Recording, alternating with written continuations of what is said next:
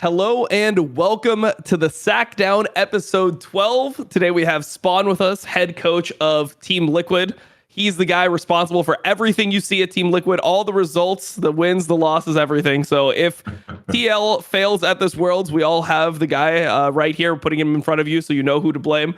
Obviously, we've had probably, in my opinion, one of the best teams when it comes to how the team looks when it comes from macro perspectives that we've had in so long. But at Worlds, it hasn't been the most exciting. Both the games versus the LPL teams looked winnable, but then the Pain Gaming series actually was the one that I think inspired the least confidence, where I was like, are we bad now, or like what's happening? So I guess where we should start is when you're coaching and you've had a team like this, where you've played against T1 multiple times, and you've also played, in the LCS, you had the win in spring, you had the loss in summer, and your team is playing well from a macro perspective, but from an execution perspective, it's not coming together. How do you coach that? Because it feels like as a coach, the team is doing the right things, but it's just not going well on stage. So what are like the takeaways? How do you coach this situation? Because I was thinking about it from your perspective. I'm like, what more can a coach actually do? So enlighten us. Yeah, I mean, it's a very interesting perspective. First off, thanks, because it has been a pretty good year for us, and we're pretty proud where we got to. But obviously, the journey's not done. We need to pull it together for this last couple of weeks to make a good run at Worlds. I think speaking to the Worlds run in particular, and especially the issues that we're having, I think we, different people call it different things. Like, you got to diagnose the issue. At Team Liquid, we say we become detectives and we try and find the criminals or the crimers within the game. And what I mean by that is when something goes wrong, like you have to be able to ascertain, is it a decision making issue, or is it a micro or finger issue? And then when you figure out whether it's a decision making or a micro issue, there's lots of things that go into it. And I think that what we're seeing at the moment, or at least what Core and I believe, is because the meta swung so wildly. And as a coach, I encourage such small, effective champion pools that when the champion pools shift, you haven't got that 1,000 hours of scrims on those champions. So your decision making is maybe 100 milliseconds slower than it would be, or your accuracy is a little bit off, or kind of your damage calculation just isn't there. So that's where we think that potentially playing a little bit more scrims, getting more used to the patch, getting a little bit more used to the meta is really effective, because it just looks like right now that even when we know how to play the map well, we just kind of don't know how to get our team comps over the line in the team fighting stage of the game, which was never really an issue, the whole year. As a follow-up to this, can you tell us about the prep work coming into the World Championship, with the bootcamp process, and how you guys dealt with the aftermath of losing to Fracos in the finals? Yeah, absolutely. I mean, we lost. We went out for dinner. We had a couple of beers. Then the next day, we shot our hype video for Worlds, the one that everyone's probably seen on social media, where Yeon's and I'm yelling at Umpty and shattering glasses in my hand and stuff. That was good fun. And then I actually went home to see my family. And the guys about 4 or 5 days later went to Utrecht, to our facility there, and we started boot camping. The way we start boot camping personally is everyone gets 2 or 3 days to themselves to get used to jet lag, to play some solo queue, get through their shitty placement games that you don't want to be doing around scrims. You just want to be able to power through them. And then they're all in Utrecht for probably 5 days without me, I want to say. I think they got there at the 15th, and I got there on the 20th, 21st, and started scrimming. I was remote coaching, which is always shit, to be blunt. But then I got over there. We boot camped in Utrecht. We had really successful scrim rates. And then we moved to Berlin kind of on the 27th, 28th, or whatever it was. And we've been here ever since. And I guess in terms of prep, pretty much the way that we run our boot camps is we have our head analyst, Hatham. He works and does a lot of the scouting, especially from just pattern recognition and things like that. And then we have Rainover, who's obviously our strategic coach. When we know our specific opponent, he puts together, scouting docs on what we think they're going to do, their tendencies, and how we match up against them. We call it nullifying their strengths and playing to ours. And then we have Mash here as well at the moment, who's helping out our bottom lane as a positional coach. Nice. Oh, it's good to hear that you have everyone together. I mean, there's a few things that I thought about here when you were speaking. I guess the first thing that we should get out of the way at the beginning of the episode is this clip that has went viral now, at least viral for league terms, where you're talking to CoreJJ after a match. It was filmed. It was put up by your social media manager with cap cut, which that's something that we really need to talk about. Like, why was the cap cut? Tag still in there. What does that mean about Team Liquid? Is it a falling apart? Did you put this up yourself? Maybe the social media manager didn't have anything to do with it. Obviously, that's a joke, guys. So don't get on my case. But the gist of it was you were talking to Core after the match, and you were like, "Oh, we need to put in a lot more hours. We need to just play the game more. We need to talk about the game more because right now it's just a finger issue. We're not hitting buttons well," is what I believe you said. So you had this, this discussion with Core. It was posted online. People have multiple different responses to it. Some people are like, "This is what we need. This is a real coach." And then you have the other camp, which is like, positive feedback is much better in these situations. Like, don't you know, Spawn? So we have both these sides coming in. Can you just tell us a little bit about like that clip in general? Because obviously CoreJJ the best. You work with him. He's your captain. He's your player. So what was all the context for this clip? Yeah, I mean, I guess this is one of the funniest clips to me because the night before, Core and I are talking, and I could see a little bit of nerves and anxiety there. And when Core has nerves and anxiety, he really wants to put in more work. And I was trying to tell him at that time, like, the work is done. Not only is the work done today, we've got our draft and everything done. The work has been done for like kind of 2 or 3 days. But what we need to do is we need to get through pain. And then I said to him, we're going to have like 700 hours. Me, you, the players, we're all going to have 24 hours a day for 4 or 5 days. And there's like 8 of us here. There's going to be 700 hours of work that we can put in because, we think we're good enough right now to beat pain, but we don't think we're good enough to beat a couple of the other teams that we potentially could have drawn. And we were all like, we're going to get BLG. Like, we're just going to get the LPL team as well. And we need to be able to beat these guys. And so after the game was played, a lot of the things that we thought would go wrong actually went wrong. Our team fighting wasn't great again. Some of our team teleports completely sucked. But the things that went right. Like, our macro game was great. Yeon went up like 3 levels in the first game from our lane swap. We can talk about that later as well, because I hate the flame that Impact gets from that first game. But Yeon goes up 3 levels, APA goes up 2 levels, and then like it looks great. Game 2, we want to run back the Nico comp because APA is really confident on it. He wanted to win before we had to play it against a better team, so we do that. We get our win. We got off stage, and I could see in that moment that like Core was like stewing about how he played. Like, he was pissed off. Like, he was the last person to get off stage. I don't know if you guys saw. And in those moments, like, it's just important to remind him like what the mission is, right? And like what I was trying to say to him is like, yeah, we played like crap, but we won. And now we've got like 700 hours collectively to be able to go away and actually put in the work that I know he wants to put in to prove we're the better team, going up against GAM. And it's not supposed to be just like, patting on the back. Like, it is a little bit of a kick up the ass for him as well, because he needs to play a little bit better. But just reminding him that, we do have time to put in the work and that things can get better. Yeah. I don't know what your reaction to it was, Yamato, but for me, I was like, who gives a fuck about this? Like, this is a very normal thing to have happen. And then also, it's something where it's not like obviously you can't know what a player needs, but it wasn't extreme. I mean, I've seen way more extreme things on fucking camera. Like, I've seen from somebody who watches a lot of sports, I've seen coaches just like yelling, spitting in their player's face, like as they're fucking going off about a mistake that just happened, like in front of TV cameras and stuff like this. So to me, I just didn't give a fuck. What was your interpretation of the clip and I guess the response as well, Yamato? It's just so silly because I often get like asked, it's like, Yamato, what would you do as a coach in this situation? I'm like, guys, if you're playing like final game of the season or those interactions that happen deep into the season, it's like your foundation gets tested of all the work that you've done.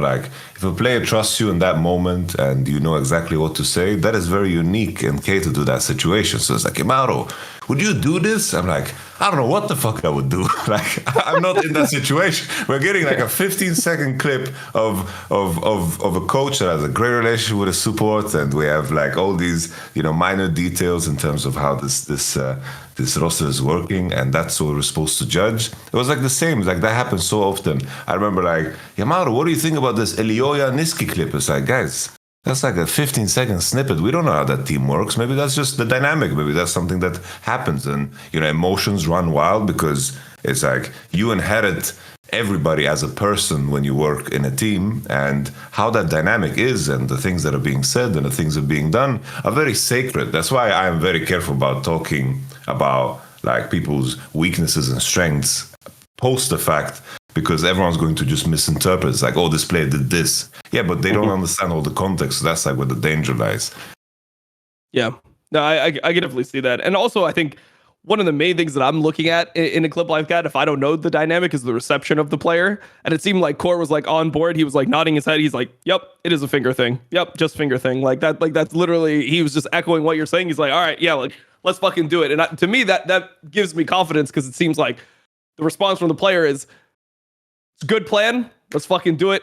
Motivated to follow you and keep going. If he had a different reaction, maybe I'd be like, oh, maybe that wasn't the right thing to say. If he looked like super pissed off. I mean, yeah, if he starts crying or he just punched you in the face or something, I'd be like, okay, maybe things are not as good here at Team Liquid. But I thought his response was appropriate to it. And it seemed like he was on board with everything. So yeah, I just thought that we should address it early on in the video, because that's going to be one of the main things that people have seen you for recently.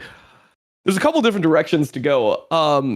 One thing I would like to talk about here is exactly what your role is within the team, because you're in a very unique situation where you don't need to teach your players the game as much as, or I would hypothesize you wouldn't need to teach your players the game as much as another coach in a different position. You're playing with veteran players. You have 2 world champions. You have Rain over there for you as well. So what exactly is like your role within the team? Like, how do you head coach this team? Like, where is the importance of you? Because we talked to APA before. We've had him on the show. He's like, you know, like one thing is like one Spawn just like hit the wall after scrims and told us to focus up. I'm like, I get, okay, APA. Like, I guess that's what was needed in the moment. But I feel like you could probably give a better interpretation to the fans of exactly what you do for Team Liquid as head coach.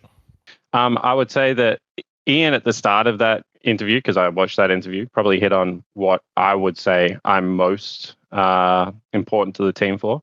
And that is like, I am the ultimate accountability person. Like, I mean, I was late for this interview. Like, I'm big on like apologizing when I'm wrong, but like, you know, lateness, being on time, being presentable, wearing team uniform, making sure that we all completely understand what the goal of the team is. Like, this is a thing that I do with every single one of my teams at the start of the year. Like, what are we actually here to achieve, boys?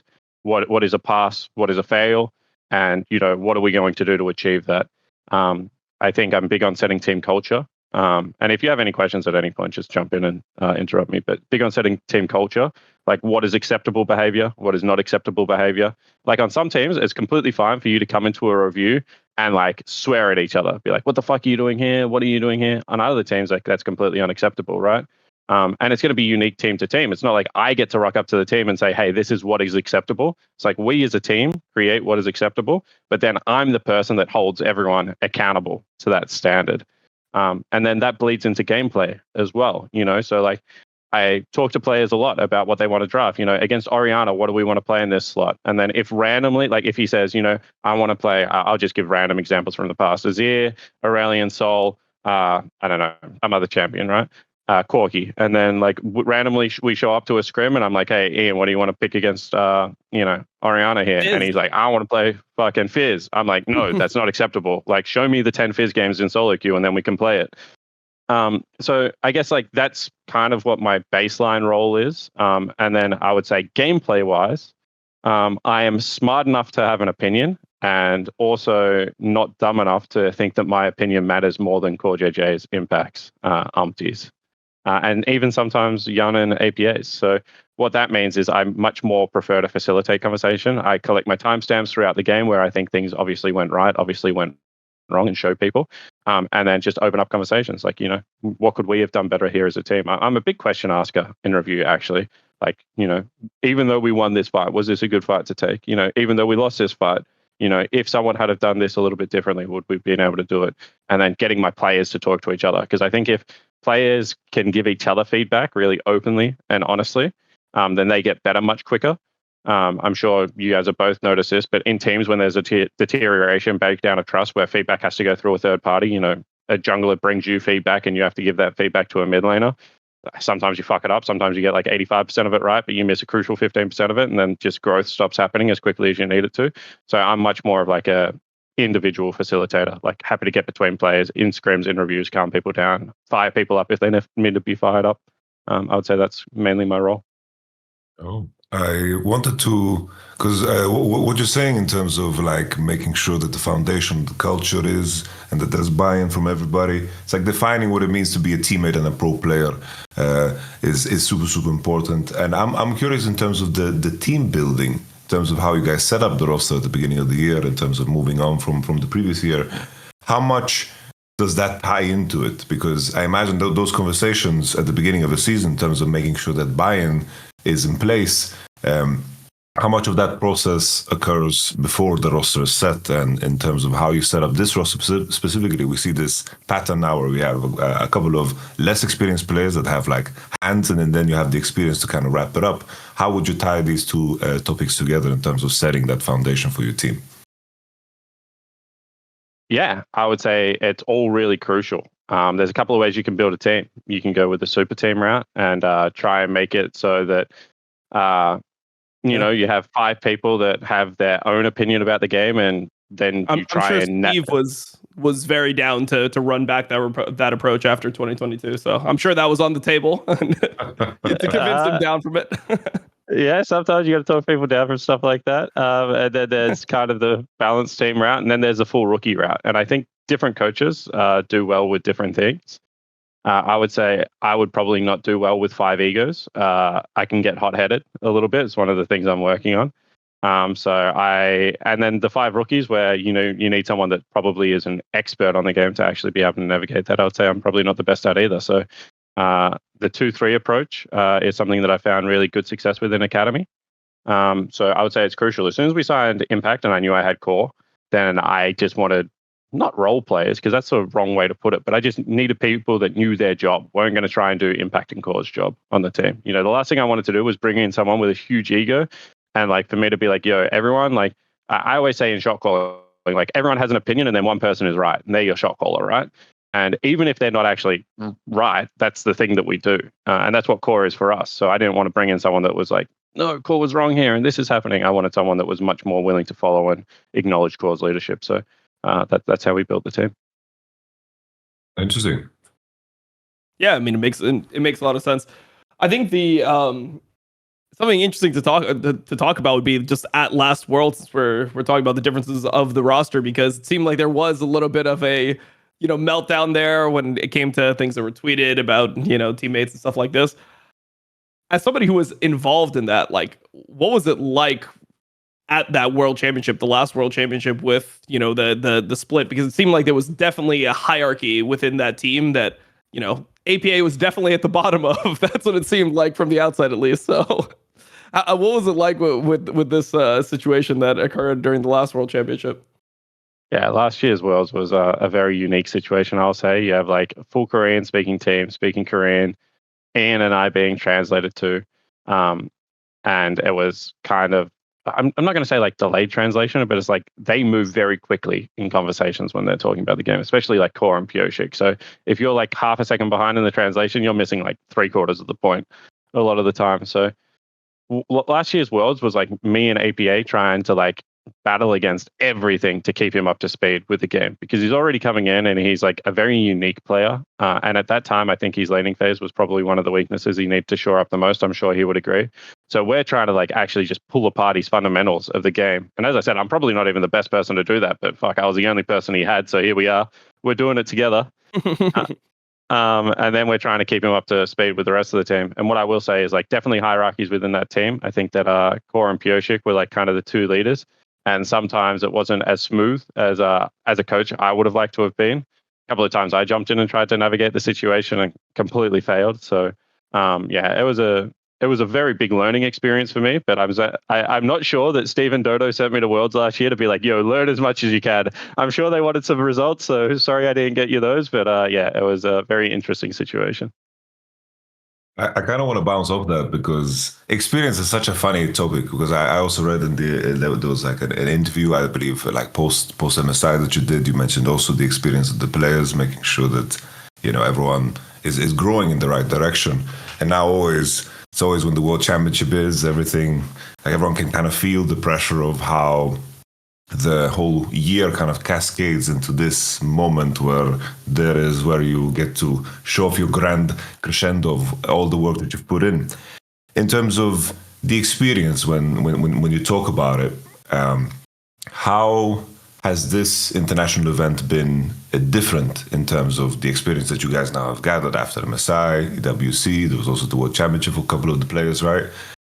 How is that experience actually mattering in terms of making an impact? Because sometimes it can almost be double-edged, because sometimes you can have like scarrings and bad memories. But what is your take on where the experience lands and how that has changed the roster and the play perception of the tournament? It's actually so funny you talk about the scarrings, Yamato, because yesterday we had probably our first bad day of scrims, and Core was like, it finally feels like Worlds has started. Because like before, everything was like going too good. So I think now he's like, thank God, we're in our comfort zone. We just like got completely destroyed in scrims. Like, that's a good feeling. Experience is a funny thing, right? Because just because you go through something doesn't mean you've learned something. And I think a lot of people confuse this. They're like, I did this, and then if I had my time again, I would change what I did. And then a similar experience or even the same experience happens. And then the exact same fucking response happens from the person, right? And then you're like, well, did you learn anything? And then I'm sure you guys have seen this as like players and coaches. It's like same thing happens, like you do the same thing. I'm going to change that. Same thing happened. I need to change that. Like, I know I'm like messing this up. I really need to change it. Then it happens for like the, I don't know, random number, like 8th time or something. And then bang, you just respond to it like not a little bit differently, like completely differently. And everyone's like, he finally learned. Like on the 7th time he learned. And it's like, no, you actually we're learning on the 1 through 8th time, but you put it together on that time. And therefore it actually changed. And that's why, to me, I always say to players, like, have high expectation and then like be patient with yourself to reach those expectations. Because I'm not expecting you to get there tomorrow. Like I've said from the start, like this is at least a 24-month journey for this team. So just because we're playing well and we're accelerating the journey ourselves doesn't mean we should get impatient with ourselves. I understand fans getting impatient. I understand like Dom getting impatient, right? Because they want to see it right now. I've been super patient. Don't worry about me. Like, just don't check the YouTube channel. I'm extremely patient with North America right now.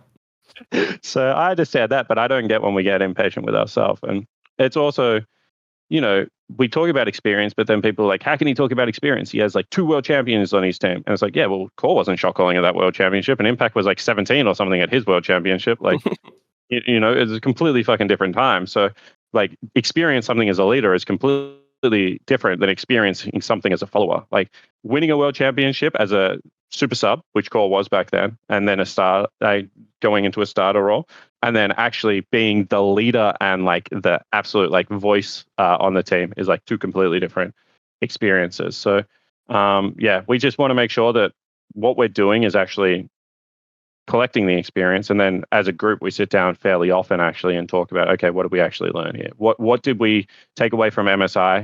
APA sidelaning. Yeon's ability to play under pressure. Like, I'm sure you guys saw against TES at MSI, everyone was like, fuck, here we go again. Yeon looked great in playoffs, but now he's got to the international stage. He's just not good enough. I've told you he's not good enough. And then he plays against Fnatic, absolutely destroys him, plays against T1, has one of the best mirror games I've ever seen on stage. We should have won that for him. Plays a brilliant Lucian Army game. And everyone's like, oh my God, like I always knew this guy had talent. It's like, well, fucking, no, you didn't. Like, check yourself a little bit. No. That's one thing that Yamato and I have been consistent on is like, we did not see this Yeon improvement coming at all. Mm-hmm. Like, like this was just like one of the most shocking things. So I can attest to that. Yeah. You continue with your point. Yeah, so all of these things are experience. And, one of the things I didn't mention that I do as a coach, by the way, is I'm 100% responsible for draft. So all of these people that are like, coaches don't even do draft. Like I do 99.9% of the draft. And then if I have a rule with my players, if you can look me in the eye and you say, I'm going to change your draft, but I'm going to carry, then like I will give it to you. But you only get so many of those coins in 1 year. So, if I say to Impact, I'm giving you Jax here, and he says, no, give me Vladimir and I'll carry the game. I'll be like, are you actually going to carry the fucking game? And if he's like, yep, I've got this, coach, I'll be like, all right, lock it in, carry the game for me. Like, I'm a confidence person. But if that coin goes down the drain, I'm looking at Impact being like, this really a Vladimir game? Was this a Jax game? So yeah, I think all these experiences for me, drafting wise, for the players playing wise, I think they're super valuable if you can take the right things from them. And then also if you can laugh about the shit things. I mean, I'm sure you guys saw the clip of like APA punching his desk at MSI. And then us instantly all going to get beers and like just sit there and like allow him to laugh at himself because it was a little bit silly at the time, and allow other people to laugh with him as well, because I think that's actually what shares camaraderie. I think if you let people stew on moments like that, they create the bad memories that Yamato is talking about. But if you actually take the good stuff away from that, then like that would have made APA not even a better League of Legends player. That just makes him a better person. You know, when he's 40 years old and he has kids, if he wants kids, and like something's going on and he's under pressure, he'll deal with that pressure better because of the experiences that he's had as a young man. I really like. I think I really liked the main thing that you said there in the beginning. That you set very, very high expectations, but you need to always maintain that patience, because you guys did. There was such a big shift up, and there's so many variables at play, right? In terms of where your performance is, because you're always measuring yourself against others. Sometimes the downfall of a different team, like in 100 Thieves' case, like C9, their downfall, so suddenly 100 Thieves is like, wow, we're so good. But in reality, it's like, where are we at in terms of our expectations and how we are moving forward? There seems to be this humbleness that you are maintaining throughout your approach, which is very, very evident, the little nuggets that we're collecting and the bits and pieces. On that point, just quickly, I actually sat down with 100 Thieves coaching staff after they got eliminated from Worlds and said the exactly what you just said to them. I said, guys, if I had said to you at the start of this year, hey, this is what your roster is going to be. You're going to have an emergency sub at week 7 in summer, but you're actually going to have a great regular season run at spring. You're going to have the MVP on your team, and then you're going to wake Worlds in summer. Would you have taken that if I just offered it to you at the start of the year? And they were like, absolutely. And I was like, no hesitation. They're like, absolutely. This was with their GM there. I was like, then I don't want to hear about the year being a failure, because it's not a failure. If at the start of the year, you're like, we're going to come 5th and we're going to come 6th, and then you get bounced in play-ins, like how are we even coming close to considering this a failure? The failure is on the other teams that should have made Worlds that didn't make Worlds, that 100 Thieves were the squad that went. But I think that they actually did a really good job with what they had this year. No, for sure. I think even on your end, I think at the beginning of the year, like considering where the rosters landed, like I didn't have like insanely high expectations of you guys, but in terms of what you did in summer playoffs and then following MSI and then continuing that momentum in spring playoffs and then continuing that momentum into summer, I think that was like insanely impressive. Like, I mean, don't we always talk about like the improvement of APA and Yeon is like unheard of when it comes to like individual play. The main question that I wanted to kind of follow this up with was in terms of improving when you're in a position where you guys are obviously the best team, because I think in summer, the regular season, I think was clear. You guys have like mastered the way of playing. In terms of improving when you're the best team in your region, and because you're always running this fear of people catching up to you, and also sometimes you have the G2 issue where teams are not giving you the right resistance. How did you guys manage that in terms of maintaining your improvement? And would you say that your NA comrades kept pushing you in the entire year, or was it something you guys always had to like battle and wrestle yourselves in terms of being the top dog when you finally were? Yeah, I mean, I think that we use specific training partners for specific things. So I'll give you an example, right? We ever wanted to play new champions, and we felt like we needed the first 12, 13 minutes of the game to be really, really tight. Obviously, we're going to book scrims with C9 that week because they're going to push you in the laning phase, the first 15 minutes of the game, more than any team is going to be able to domestically. And then, if we felt like our mid-late game was like falling off, FlyQuest scrims are insane because they actually play scrims really, really normally. Inspired just like farms so well. Yeah. That's surprising to me, like a team with Whippo on it. Yeah, because I would think that when I watch Whippo play, I'm like, I can't imagine what he's doing in scrims. If this is how much confidence he has on stage, it's like, this guy must be crazy in scrims, taking every fight. It's actually the opposite, to be honest. I think like Whippo is like a little bit tamer in scrims, and then on stage is an absolute madman, which is, to his credit, like actually makes him harder to play against, if anything. Because like some of the angles that he sees on stage, he just doesn't even go for in scrims. Like maybe he's training us. Like I always talk about this, like don't get trained by your opponent. Don't let them like do something over and over again and then surprise you. So maybe that's what Blippo's trying to do to us. But yeah, they play really, really standard. And I think a lot of it's to do with Inspired's jungle style. And then when you get to team fighting phases, they're the team that pushes you in NA. They're actually really, really good team fighters, which I think is showing on the world stage, by the way. I think they had other issues about how they could get to their team fights domestically. But once they get there, they're very good at being able to dictate the pace of the game that way. So we tried to use different people for different things.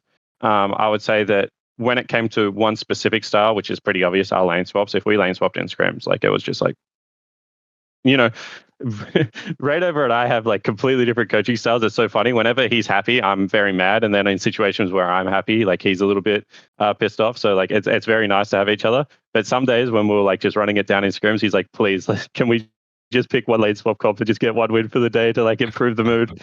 So yeah, we'll do that a little bit as well. But did we get pushed enough? Yeah, I'd say so. I think that everyone in NA actually did a really good job. And I think I was pretty complimentary of C9 and Fly during the regular season. How they played. I think we had a brief period, probably 2 weeks after we came back from EWC, where we felt completely untouchable.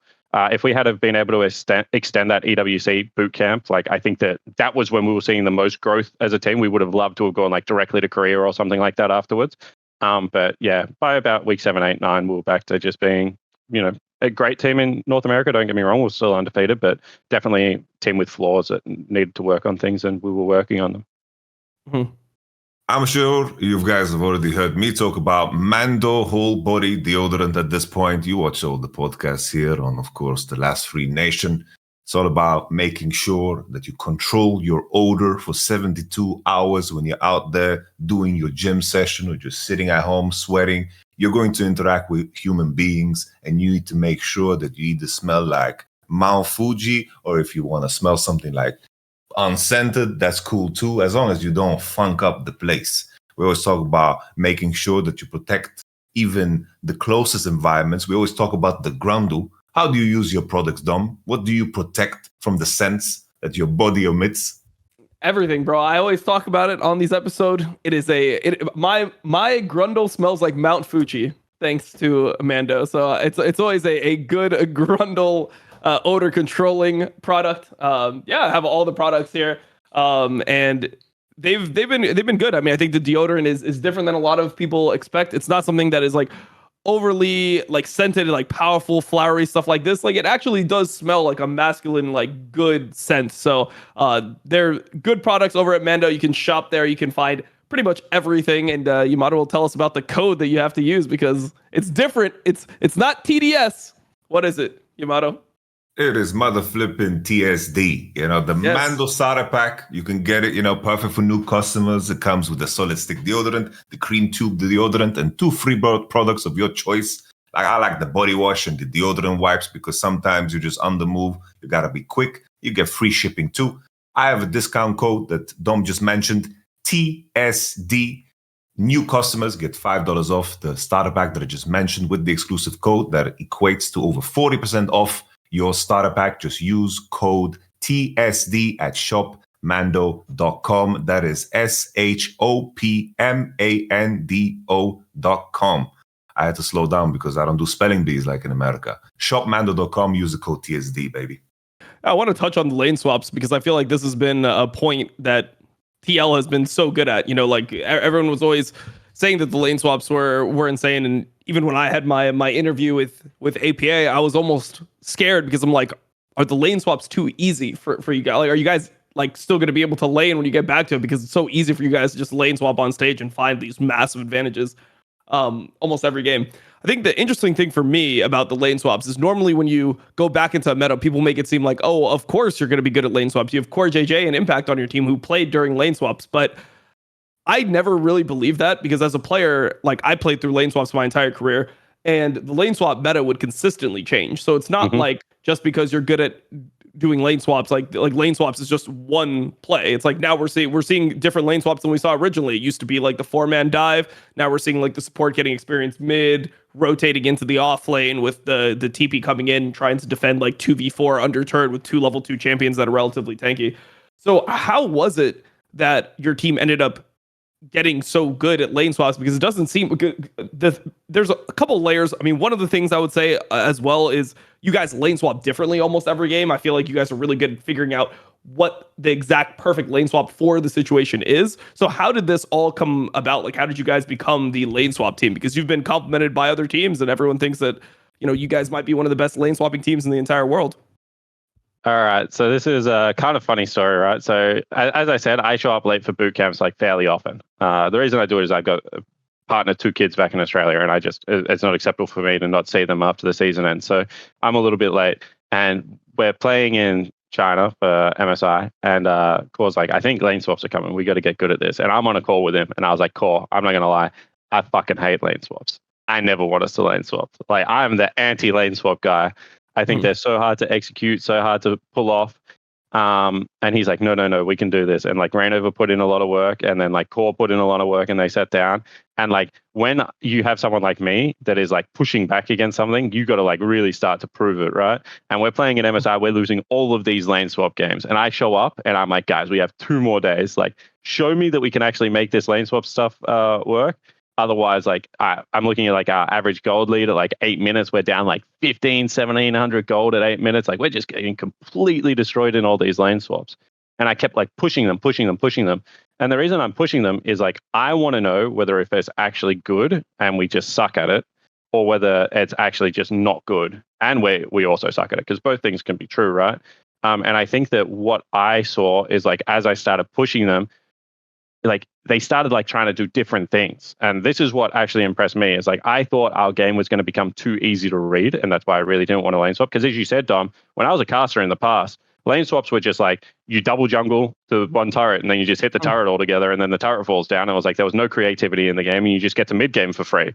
And then like, we have a mage player. I don't necessarily want 4 turrets in the game broken by like 8 minutes. Like, I want APA to be able to catch side lane farm on his mages without being worried that he's going to get run down by Akali and Silas and all these different champions, right? So I wasn't necessarily the biggest fan. And then I think that because I was pushing and because they really believed in it so much, credit to Impact, credit to Rainover, credit Core, they really started to work on it. And they came up with all these different iterations. And it was like, oh, when we're weaker in this area but stronger in this area, we do this.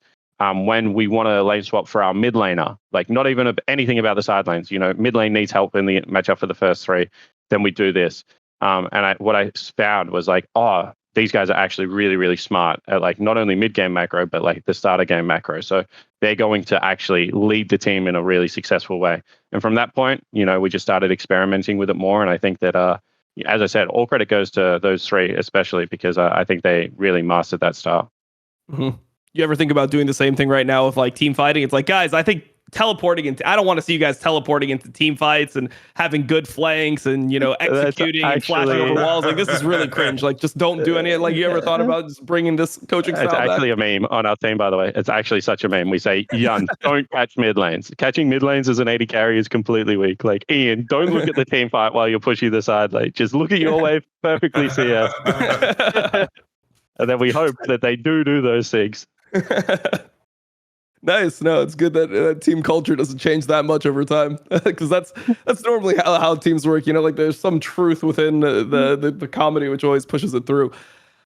Speaking about APA specifically, I mean, this is somebody who you've worked with for a long period of time, and I would like to hear a little bit more about your relationship with him, because you were his coach in Academy last year before he was moved up to the main team. You're obviously his positional coach, as you said, at Worlds, and now he's been the starting mid laner. So, he has improved a lot, and you're somebody who has been with him throughout the whole journey. So I would like to just know more about your relationship with Ian, because it does seem pretty special.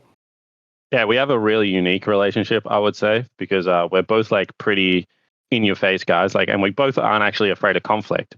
And I think that sometimes people get confused when they see 2 people having conflict frequently, that those people don't necessarily see eye to eye. And it's like, no, conflict is one of the tools that you can use to actually get alignment within anything, right? And I would say that it's one of mine and Ian's favorite tools to get alignment is to actually have a little bit of conflict back and forward. But what I actually do see in Ian is a really, really special young man. I'm actually very, very proud of him, because when he came into the scene and when I first joined TL, I actually saw him at a scouting combine that was on by Riot. And I thought, wow, this guy has like not enough talent to be able to make it into the LCS. Like I love the fact that he's like grinding his ass off. He told me his story that like during COVID he couldn't wrestle, so now he wants to go pro during League of Legends, and he's really working at it every day. And I was like, wow, I really respect that. I respect the grind set, but like I just don't know if you've got what it takes. And then credit to him, he took that on board. He was like, okay, give me some things to work on. So I gave him some things to work on. Next time I saw him at Scouting Combine, he remembered who I was. He remembered the things that I wanted to give him to work on. And to his credit, he'd been doing that. And he also had beaten me during the season as well with his amateur team while we were undefeated in academy. So I was like, this is a guy that doesn't forget. Like he's got a very, very long memory. And so I started figuring him out as a person. Like, this is a guy that loves to be challenged. He actually loves to be told he can't do something. He actually...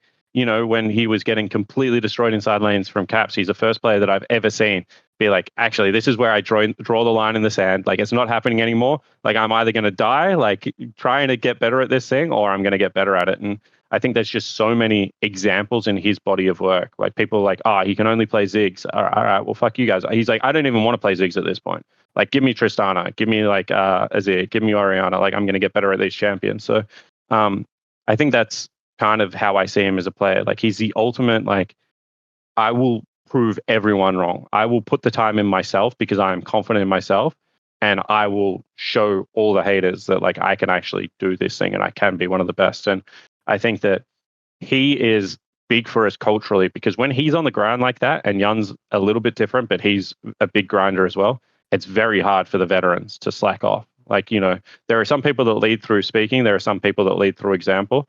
APA definitely leads through example in that regard. He is a big grinder. And I would say that the other thing that I really love about APA that I think I've talked about in the past is like he's our X factor. Like Impact is like Mr. Solid. Like he does like the correct play in the correct way. Umpty is like also very, very solid. He like comes up with a lot of our early game planning. But APA is like a fucking madman. He's like a scientist out there. He's like doing whatever he wants. He's like experimenting with little things. And I think that he's actually one of the only reasons that we're tough to play against at times is because he's actually going for these out of the box plays. He's like kind of our whipper. So, I love coaching him in that regard. And I think that his hard work is like awesome to coach as well. Actually, Spawn, in that moment when you had him in the scouting combine, you were supposed to give him positive feedback. You're not supposed to. That's actually scientifically proven. that's the method. It's interesting. Like when you find that connection, I can imagine. Like you said that you're proud that to watch someone like grow as a player. I think is the biggest upside of like being a coach. It's like just seeing that very, very evident growth and that effort. Reminded me of, I remember like the performance coach that I work with in Fnatic. He basically told Razork this, like, which was very harsh words, but he told Razork, he's like, I have worked in sports for a long time, but people that have this, that act like you, they never make it. He just said it like that. And I think like a glass kind of shattered in that moment. And in that moment, it's like you take you risk it all to gain something more, right? And that's always in terms of how like performance kind of fluctuates. And now that you mentioned how APA works, I'm very, very intrigued by how you guys moved on from the final, because I felt like there was a lot of parallels in terms of how you guys lost the final against FlyQuest, in terms of how Gen.G lost the final against How Alive, in a sense that there was from outside it looks almost like stubbornness, like the 1, 2, 3, the commitment to Koki and lagging behind on certain picks. And I'm tying this together in terms of what you mentioned before, that you like to be like the master of a few kicks where you guys just put in the hours. Now moving into the World Championship and tying it together in terms of how the meta is, you have the Yeon still being strong, and then after Yeon being out, kind of things expanding in many, many different directions. What can you tell us in terms of how he viewed the challenge post FlyQuest finals, and then of course now moving into the World Championship, because like you guys banning Yeon on both sides is something that sticks out. If you can talk about it in a way that doesn't reveal strategies. I mean, the most obvious thing is we don't play Yeon, right? So that's I don't think that should be a big surprise to anyone. If you're banning the most powerful champion with like 100% presence and like 70-something% win rate, it's just very clear that maybe the level of confidence isn't there yet. That doesn't mean we're not working on it and we won't pull it out at some point, because I always say that like as Worlds goes on, your tolerance for risk also needs to increase, right? Very often, the further you get in the tournament, the more you like batten down the hatches and like actually stick to the guns. Like you have to be able to open it up. But what I will say is that Ian just takes everything as a challenge. It's like, okay, going into EWC, he didn't play Corki, he played Tristana. And then we got to EWC and Cole was like, we really need to be able to play both sides of this matchup. And he was playing against Cream and like he's figuring it out. We can see like one game he's like losing by like 30%, then it's like 20%. It's like, he'll get there in time. Like we have faith. And I'll say that after finals, like that's what our biggest piece of learning from this year was, is like if something becomes a matchup, right? Like, at the moment, like Orianna Ari seems to be that matchup a little bit at Worlds, right? If you can play both sides of this matchup, you actually get a significant advantage in draft. So that's the challenge we always give him, like just be able to play both sides of the matchup to a good level. And then we're going to have like more cards to be able to play. Azir Talia was like another one. Like, some people would take the Azir side, some people would take the Talia side. If we can take both sides, that's just so good for our team. So I just want him to be able to continue to challenge himself like that. And to comment on finals, like we forgot about finals pretty quickly. The reason we forgot about finals pretty quickly is we beat them on the patch one time. They beat us on the patch one time. We felt like there probably should have been a destined like best of 3. I don't know if you guys are a fan of the Rocky films where like Apollo Creed and Rocky like have the fight behind the scenes where they just like ring the bell themselves and then they go at it. We felt like there probably needs to be a little bit of that with us and FlyQuest, because we respect the hell out of them. We think they're a good team, but we don't think that they're the champions of Summit because we both beat each other the same amount of times, So on the day they were better than us, we definitely acknowledged that. I think I acknowledged that at the time, but we moved on from that final pretty quickly. Yeah. I was wondering if Yamato wants to do his Rocky impression in the middle of the episode, but maybe we can save that. I've heard that one so much. I saw him light up when he... That was actually one of the cleanest Adrians I've heard from Yamato. Normally he just goes... He's put in the work. There you go. You got to have... He's got the dedication, and you got to respect the patience to be able to bring it out at the right time. It goes back to the coaching philosophy. You don't fear the man that has 1,000 punches, but the guy that's practiced one punch 1,000 times. This is Yamato's one punch right here. I was actually thinking about that in the shower this morning, Dom, and I Yamato or both. Oh, okay, cool, nice. Because I'm actually from a fighting background, right? So my actual background in coaching is I did Taekwondo. The whole of my youth, I fought in Taekwondo. And when you do Taekwondo a lot, you got to kind of live, sleep, eat at the gym. And then as a young man, you also want money. How do you get money? Okay, I'll just teach Taekwondo then to like all the young whippersnappers running around. So that's what I did. And like, that quote, fear not the man that has thrown 1,000 kicks. Fear the man that has thrown one kick 1,000 times. That's actually kind of how I think about GAM. It's like, fear not the team that does everything really well. Fear the team that just fucking team fights like absolute maniacs at every team fighting opportunity, and they have like a lot of experience in that regard. So like that's something we got to be very aware of going into our matchup versus GAM. Yeah, absolutely. No, I mean I completely get it. There's one thing I wanted to touch on with the APA topic, because you said the first time that you saw him at a scouting combine, I guess based on context, this would have been like 2022. This would have been early 2022 before the season. Because 2023 is when he joined TL. No, so it was way earlier. It was when I joined TL. So I'm going to say it was 2020 was the first time I saw him at a scouting combine. Okay, so it's way earlier. All right, so that's even more of a reason to bring this up. So for me, like I was somebody I've always played with APA and solo queue. I do it with him back in 2020. I remember I brought it up to him. I remember when he was a piece of shit kid and like in fucking 2016, the most annoying guy ever. Like this guy was always just typing everything. I mean, I guess it's not different now, but now he's got the credentials to back it up, and obviously he's a different person. But I always thought he was extremely talented. I mean, this guy was getting perma rank 1.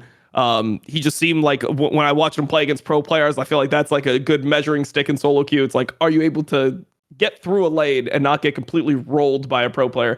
So what was it that for you made you think like, oh, this guy just doesn't have it? Because from playing with him in solo queue, I was like, this guy should at least be an academy. That's how I felt about it. I'm like, I don't know about being an LCS. Like, it's hard to judge who's going to actually make it in LCS based off, solo queue and stuff like this. But I felt like it was so unfair that it took him 3 years to get into academy when he's perma getting rank 1 like every split in North America. So from your perspective, what were the things that made you feel like, oh, this guy just doesn't have the talent to make it? So I always compare players to other players, which is like sometimes it's fair, sometimes it's unfair, right? But the way I viewed APA was like he was like Doinby, and obviously the way Doinby played was like very unique. And I think that uniqueness is good within League of Legends. And Ian and I have actually had this conversation like so many times. For you to be a unique player means that the rest of your team kind of needs to embrace that uniqueness and get around it. So what you're actually doing by being a unique player, and I'm not discouraging anyone from being a unique player. In fact, they should take it as a challenge the way Ian did, is you have to be so good at being a unique player that other players will actually facilitate that change within a team. So what I mean by that, right, is like, let's use a basketball analogy for this one. Steph Curry is so good at shooting threes and running around the court that he has created a system within basketball where 2 people on his team are there to purely set screens. They are just the best screen setters and handoff players in the entire history of the NBA, right? But that's how good he is at shooting threes. Another example is DeMar DeRozan. His mid game is so good that in a league where the best shot to take is either 2 foot from the basket or the 3-point line, he has the complete green light to shoot any mid-range jumper he wants. So what I'm trying to say is for a player like APA to exist in the ecosystem where at the time he was a bad laner, but he would kind of roam around the map and facilitate all these plays, kind of play like a jungler would from the mid lane position. I'm not saying it's a bad style. It's just you have to be so good at that style that it like justifies putting you on like an LCS or a top academy team where it is actually going to, potentially impact others' learning. And this is how I was thinking about it as a player is like, are the other 4, because like I always said the goal of academy was never to win academy. I hated when people were like, oh, you're winning academy, you must be so happy. First year when I won academy and none of my players got promoted, I was like, what an absolute failure. Like if you can't promote a player from academy while coming first, like that is a huge issue on like coaching staff or infrastructure or maybe scouting, as other people say. But I'm a big accountability person. I like to take responsibility for what I can take responsibility for. And so that's what I was looking at with APA. I was like, is this a player that actually can learn the game fundamentally well and do the things that he needs to be able to do? Or is this just like, as I said, the mad scientist? Now, what he's done very well, and the reason I think now he is one of the best mid laners in the LCS, if not the best, is he's added all those fundamentals that I'm talking about. He's laning, he's like team fighting within the LCS. This tournament has looked a little bit rocky, but we'll get there. And he's kept the uniqueness there. And I think that anyone that's watched Doinby will know exactly what I'm talking about. Because when Doinby was winning lane and playing the style he was playing, he looked unbeatable. When Doinby started losing lane and playing that style, it kind of looked like he was fucking sprinting it down around Summoner's Rift a little bit. So that's just what my concern was at the time. And it turns out it was an unjustified concern. He proved me wrong. I think that the difference in perspective is obviously if you're in a team, you might not want a player like APA, but from the outside, I always loved having the unique players in the league because I feel like it makes the league better as a whole to have that one guy that's like, oh man, like this guy always plays melee. So for example, the example I would always use would be Leader. Like I always liked Leader being in the LEC because I feel like it made other people learn how to play against those Leader champions. And then people take bits and pieces, like sometimes you lane versus a guy and you're like, oh, like, okay, like what he's doing is not great. But sometimes a guy is so good at what he's doing where you're like, wait, is that just fucking broken? Like, is Yamato just the best champion in the game? Yeah, Malice is another example of a player that has changed how people, perceived even like the jungle role in North America. And people started farming a lot more when they understood how broken a full clear really is. So from the outside, I've always been somebody who's been really pro APA because I feel like it's just it'll be good for the other players to experience playing against a player like that, even if he's not the best. I mean, I liked way back in the day when we had just like Teacher Ma and WE, and I'm like, and this guy's only playing globals. This is what he used to do in LPL. He would only play globals every single game. So it's like, okay, Galio's OP, take out the Galio. What is he going to play? TF. He'll play Nocturne mid. He'll play Aurelion Sol when Aurelion Sol was a completely different champion. I just think that it makes you, it broadens your perspective on the game as somebody who's competing within that ecosystem. So I don't know. I was always just hoping that he got a shot because there's a reason why he's always ranked 1. To me, it's like he's annoying to fucking play against. Like, it's really annoying to play against this guy roaming all over the map, level 2, Talia gank bot lane, going back mid, like perma pushing the wave. Like, it made me feel like the style must be OP. I'm like, is this just OP? Like, is it just OP to perma roam? Because my mid laner never seems to punish it. Doesn't matter who my mid laner is, even if he's a top tier LCS player. So I don't know. It was something that I wanted to see how the experiment turned out. You know, maybe if I was coaching a team, it'd be different. I'd be like, okay, I don't want this guy. And by the way, Core had the exact same opinion. So that was why we were actually looking at him in the first place. Because I don't know if anyone knows this about Core, but he shows up to every single scouting combine. So when I first joined TL as the academy coach, the first LCS player I met was Core because we did the scouting combine together. He said the exact same thing. He's like, I want to talk to APA. I want to see him play, draft him onto our team because I actually want to see how he plays the map and whether it's going to be effective. And Core had the exact same opinion. He was like, yeah, I don't care like how he's doing it, but he's rank 1, so he must be good. Like, let's keep an eye on this guy. And to be fair, like, as I said, like when I give feedback, I like to, especially if I'm giving feedback as like a challenge, I like to really present it as like pretty firm and like hard fast. But it was like, he was always a player that we really kept an eye on. And then credit to him, like to continue the journey conversation is when he came to our scouting combine. So I did 2 scouting combines that Riot did, and then Riot stopped doing it. And I was like, well, this is bullshit because I picked up Yeon from the first scouting combine. I had picked up Bradley from the second scouting combine. I was like, I'm actually picking up these players and using them within my team and winning academy with them. How can you tell me that scouting combine doesn't have any value? Like, this is just absolutely wrong. It's completely troll by Riot Games. So then TL did our own scouting combine and we invited APA to that. And genuinely, the way I had to balance teams, this is how good APA got before he got picked up in academy. The way I had to balance teams is I would put APA on one team and then I would take like the next 3 best players at that scouting combine and I would put them on the next team. And he would still win every game. I think he had like a 98% win rate at the Team Liquid scouting combine. And the scouting combine went for 4 days, guys. Like, he was just completely running everyone. So by the end, there was absolutely no doubt that he was going to be the Team Liquid mid laner. Like, I think even LCS teams were going for him at that time. But I think by that time, we'd also built some pretty good rapport with each other that he actually wanted to come to Team Liquid. Yeah, also, I think there's some fear of just skipping a step, you know, like he played in amateur, he played in collegiate, and then just skipping academy completely when that had been the goal for so long, jumping straight into LCS. I feel like that could be, you know, dangerous in a way. We've seen people make the jump before and it's not really worked out. So I like that he actually spent some time, even if it wasn't a full year, just having the academy experience was definitely really good for him. When it comes to like the other players on your team, there was an interview you did recently, or I don't know if it was a quote. I forget where the quote was taken from, but there was a discussion about, is it just like CoreJJ and Impact playing worse? Is that what's happening? And, you know, your response was, this is a lot bigger than just an Impact problem or a CoreJJ problem. This is a Team Liquid problem as a whole. Can you go into this a little bit more and explain the context for this? I mean, obviously, people are going to say, you're going to say this as a coach because you have multiple. You're not going to try to break apart the team and be like, yeah, this guy's just fucking inting and stuff like this. But it seems like it actually comes from a good place with what you're saying. So can you explain a little bit more about the Team Liquid issues at Worlds and not being just an Impact thing or a CoreJJ thing? Because they do look worse individually than what we expected. Yeah, cool. So I can actually use like a pretty specific example for this one because we were talking about, I believe, Impact in Game 1 versus Pain Gaming. So what happened in that game? And I have pretty good memory of it because I've reviewed it like 4 times already, but there maybe some things I'll get wrong because it's early in the morning. But pretty much what I remember is we lane swapped and Yeon went top and Impact and Core duo laned bottom. Now I'm not an expert on League of Legends, Tom, so you and Yamato both played pro. I didn't. So I'll lean on you guys a little bit in this.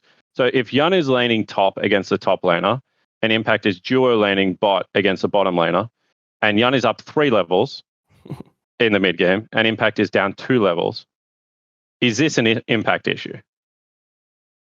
I mean, not really. Obviously not. And then like the thing that I like about your team is that it's not just like, it's not a blanket thing. I mean, it's like 3-level lead on a Kaisa. Like that is like one of the best champions to have that lead on. So yes, it is definitely good. It is a good circumstance you guys created. Well, it's funny because every single interview I went to, they were like, how can you play when your top lane is down 2 levels? And it's like, I made the situation where it was down 2 levels. Like I drafted a comp where we have to lane swap. And one part of the lane swap is that I've said this in every interview, but I don't know whether I've heard anyone that is in the media actually talk about it. The reason we lane swap is purely to create an uneven game. We think in a game where like one player is grossly accelerated and one player is behind on both teams, right? Because that's League of Legends mirrors each other. If we could lane swap and Impact could be really far ahead and Young could be really far ahead, we just wouldn't lose any fucking game, guys. It would be an unbeatable strategy and everyone would do it. That happened a couple times in LCS. I remember watching it where it's like, oh, Cassante just solo killed both of them under the turret, and now he's level 5, and the enemy top laner is level 2.5. So I think the game is over. Those are the really good ones. But when we can, like, for example, Jack's ultimate not very useful, but Kai'Sa ultimate really useful. When we can create like a situation where Kai'Sa is going to be 6 for grubs, but Jax isn't going to be level 6 for grubs, but Jax can hold weak side. These are the kind of trade-off scenarios that we're looking to be able to do, right? And so what I mean by that is like sometimes in that game it was even a Yeon issue because Yeon is like so far accelerated, but maybe he's not giving you the confidence in the comms that he wants to fight on this spike. Maybe he's saying like, you know, at Worlds, and this is something that we've talked about, is like, oh, my flash is down for 45 more seconds, so let's not take the next fight. Let's like wait for the fight afterwards. But then like the reality is he's like an item and a half ahead. Does he really need to wait for his flash? Well, maybe yes, maybe no. And that's why I said after the game, like I never felt like we were going to lose the game, but I was unhappy with how long it took for us to win the game because I felt like we're actually turning down good opportunities for a better opportunity in the future. And the risk about doing that isn't Pain Gaming. Like, I don't think Pain Gaming is going to beat us that way. But if we turn down good opportunities against, you know, a T1, an LNG, BLG, sometimes the great opportunity just never comes. Sometimes you just die waiting for the great opportunity to come. And that's actually what happened in our finals against FlyQuest. We were really far ahead in our finals against FlyQuest, and we kept waiting for a better opportunity when we weren't going into our small map routine, accelerating the game. Then eventually APA just gets teleported on, we lose Baron, game's over. No great opportunity came that game. And so in the end, we said, fuck it, let's just fight them on mid lane wave with 2 inhibitors down. And we won the team fight, maybe should have won the game, but then lost to a minion push, right? So we actually, this is a team philosophy we have at the moment, is take more good opportunities, stop waiting for the really great ones. And so, but if people aren't giving confidence, if Core's looking for an engage, but then he sees like Ian, like APA, sorry, I call him Ian all the time, APA lean to the wrong side of mid lane, then like Core will maybe hesitate on the engage and miss a crucial skill shot. That also happened in that game where like we're playing like Skarner, Leona, Nico, 3 stronger champions. They're down 2 flashes, but somehow they get inside track on Core. Yeah, so like Core's like, I just want to fight. And like Ian's saying, I want to fight, I'm going to get level 6. But then Core just peeks like on his screen and like he's a little bit further away, disconnected. Like the hesitation whiffs. He has to flash Q because he misses the E. And then like we trade 1 for 1, but actually we go down Summoner Spells in that. They have tempo, they get grubs. So like, it's like, did Core miss the engage? Like, absolutely he missed the engage. I'm never going to say like to Core, like, you know, that was a great E. You completely missed it by like 2 screens. But like, you have to understand the psychology of these players, like why it's happening. You know, we call it shoulder in. Maybe we're not shouldering in enough. Maybe we're not giving each other enough confidence. So it's like, you know, in these games, I'm just much more, I keep saying patient, but maybe realistic is a better term in this regard, where like how you play impacts how your teammates play. So yeah, Impact can be playing worse, and that's true. And maybe that will rebound onto APA. Then he'll do something a little bit bad, which will rebound back into APA. So sometimes all it takes is like one person stepping up, starting the positive chain. We call it positively cycling. Like if you win mid lane and then like your top lane is getting dove and you can go Impact top lane, that's a positive cycle. If you're winning jungle and you can gank mid lane on a turn that you wouldn't necessarily be able to do it, that's a positive cycle. So we just need some of these players to start positive cycling.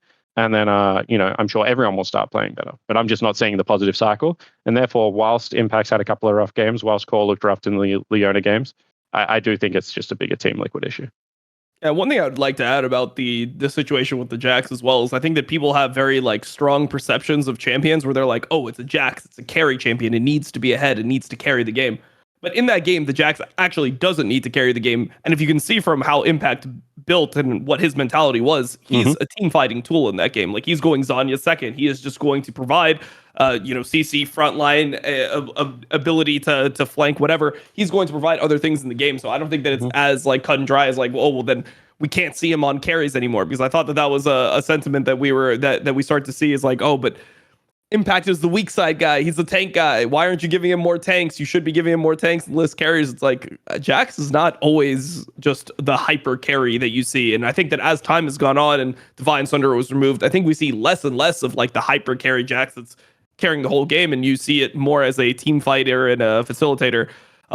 Similar to like how Gen G uses the Jax, you know, like Doran is not the hard carry when he plays Jax, but it's very feared. His Jax is very feared because of all the other tools that it provides to the team fight. So Yamato, I know you wanted to add something here, but I just wanted to throw that in because I think that it's kind of crucial to look at champs differently based on game instead of just having these overarching views of what a champion is. No, I would echo that sentiment too. I think often like community perception is very wrong about it. I mean, oh no, okay. No, I was trying to figure out what you were going to say. I wanted to say it's very driven by very surface level information, like KDA or like, oh, this guy got so many kills, he's carrying, or like it's like, oh, this guy is so fed, but they still lost, he must be choking. Like it's always very, very, let's say like very simplified and shallow, yeah, for sure. It's like when I look at the Team Liquid games, I think that the main thing that stood out, right, was just like APA mentioned it himself, I believe, like in the fights, it was like that big Nico fight where it was like if he just ult a little bit later and got the flash over the wall, probably you just win that game, right? I think like there was that moment as well against Weibo Gaming. I think when I think of Impact, it's just that one game against Breeze specifically when it was like I believe Nar versus was it Renekton at the time, and that was like one of the moments where it was like, oh, this is a skill matchup. It's like it's a matchup that is played over and over again, but that's where like a moment where he got pushed, and that is like where a potential challenge could be. But I think that is where the community just looks at very, very easy details, and they try to kind of boil it down.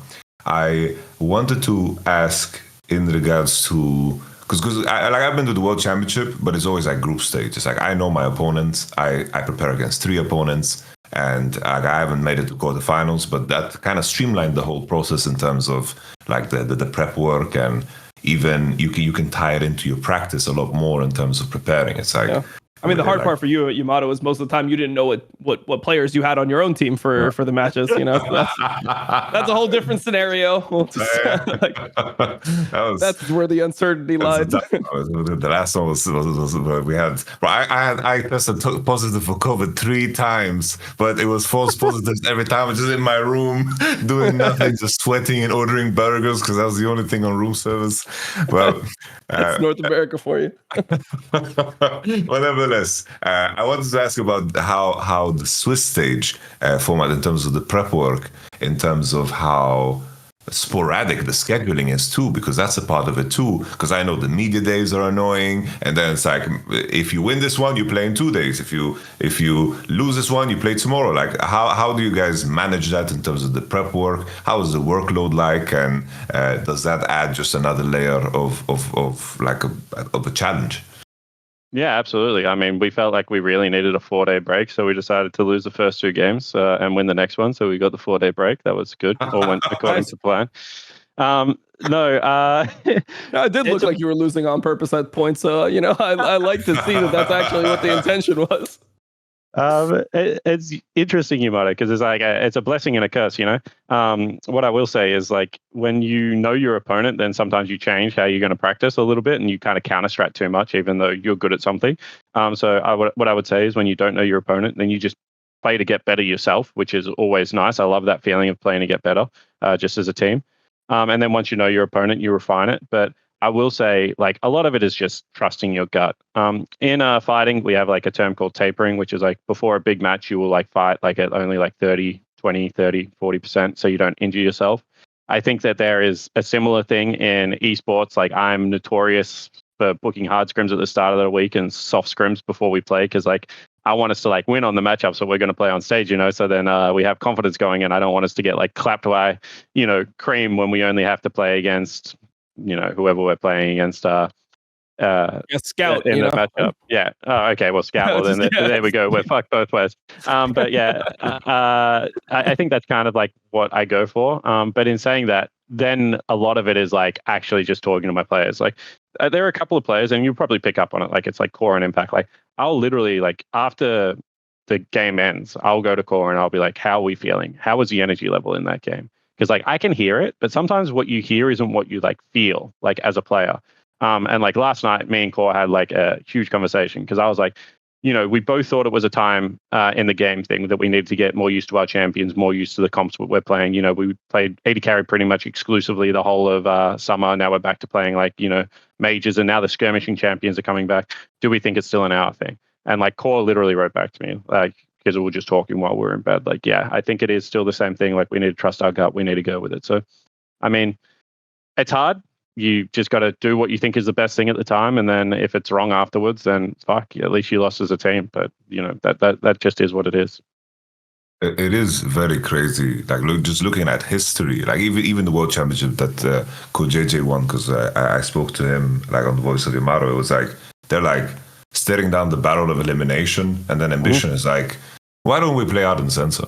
And they're like, okay, let's try it. They picked Rakan, build Ardent Sensor, and then all of a sudden, it was just such a small thing that was such an unlock for everything, because it's League of Legends is so fragile. It's you mentioned it yourself. It's someone can make a decision, but if they don't feel everybody is bought into the decision, you're going to play very, very different. And it's very, very fragile. It's if you can't believe that everybody is going to do as you want them to do in a moment, then it's going to be a very, very weird game. It's I have a perfect example. Yeah, go ahead. So when we were really struggling in spring, the reason we were struggling is we knew we were good laners, right? So we knew eventually we were going to win lane, and we just weren't showing it on stage. And the reason we weren't showing it on stage is everyone was terrified of the jungle. So we were oh, we want to play aggressive on this window, but we don't know where the jungle is. And no one just wanted to verbalize this. I was I couldn't understand it. I was in scrims we're playing psychopaths, blah, blah, blah, blah, blah. And it's what is the difference on stage? And they're well, in scrims, you die to the jungler, it's fine. It's hey guys, I found the jungler. On stage, when the game slows down, potentially that can be a big issue. So the only change we made, and you guys can go back and check the worlds, is we just started picking all these champions that could just invade at level 3 or level 4 and just find the jungler. So we play Sejuani, Jax, Volibear, just all these champions that if you run into the jungle 1-on-2, even if there's 2 people waiting for you, you still get out somehow. And that small change that no one ever talks about is the fact that Umti's job just became find the jungler on the first clear, find the jungler on the first clear. Then Yeon and APA could just start playing fucking crazy people. Ian could start playing a crazy person. We just started blowing teams out in the laning phase during playoffs. And the only reason that entire thing happened was I maybe it was just unspoken, but someone I think it was Yeon just brought up I could absolutely smash this guy here if I just knew where the jungler was. And Umti was I can find the jungle. That shit's easy. If that's actually what you need to play the game, I can do that. Just one small simple change, and we went from being probably the 4th or 5th best team in spring to absolutely running over people in laning phases for the rest of playoffs. So it was so crazy to me that was all that needed. And as a coach, I was how am I such a fucking moron that I didn't think about this? So then against the teams that had active junglers, that's just what we started doing. I feel that's how League always is with every single thing. I mean, there's got to be just broken things in the game right now. I mean, think about lane swaps, right? No one thought about lane swaps. NIP did it one time. Now everyone fucking is still lane swapping. They've made 4 anti-lane swap changes fucking in a row. All of them terrible, by the way. Every single anti-lane swap change does nothing to fix lane swaps. Yeah, I mean, but the general point is that they're just worse now than they were for 6 months before that, and no one was doing it. And there's always just one thing that changes, and everything snowballs off of it. So I feel this is the curse of League, is whenever you find out one thing that's really OP, you're am I just fucking stupid? What is how does what is actually going on here? I don't understand it. That's Nefiri for me in APA. APA and I want to really figure out this Nefiri champion. It's 57% win rate in 2 roles. It got picked one time in the LCK and looked absolutely unbeatable. And then no one has just played it ever since.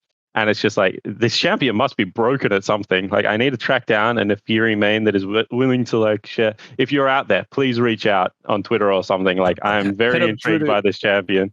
This Druid is a Nefiri god. He will help us. He'll save North America. We'll pull out Nefiri. That's man. If we lose again with Nefiri, man, I don't know if I could ever forgive you, Spawn. I'm gonna be honest. If we pull out Nefiri, I'm going to have. You think the old rants were bad? You think the 100 Thieves rant was bad? The Team Liquid rant, that shit is going on for 1 hour plus. I'm telling you right now, Jesus. I love that. Well, there's so many examples of what we're talking about. Even last year, T1 at Worlds, right? It's they're playing melee supports, everything. The status quo was all the same. We all thought it's over, and then it's they're okay, we lost against Genji. We can't do this shit. Let's play range support. And all of a sudden, everyone's mind is blown, and it's like the game just changes completely. It's interesting how it's so fun how fragile the game is, and until somebody proves you otherwise.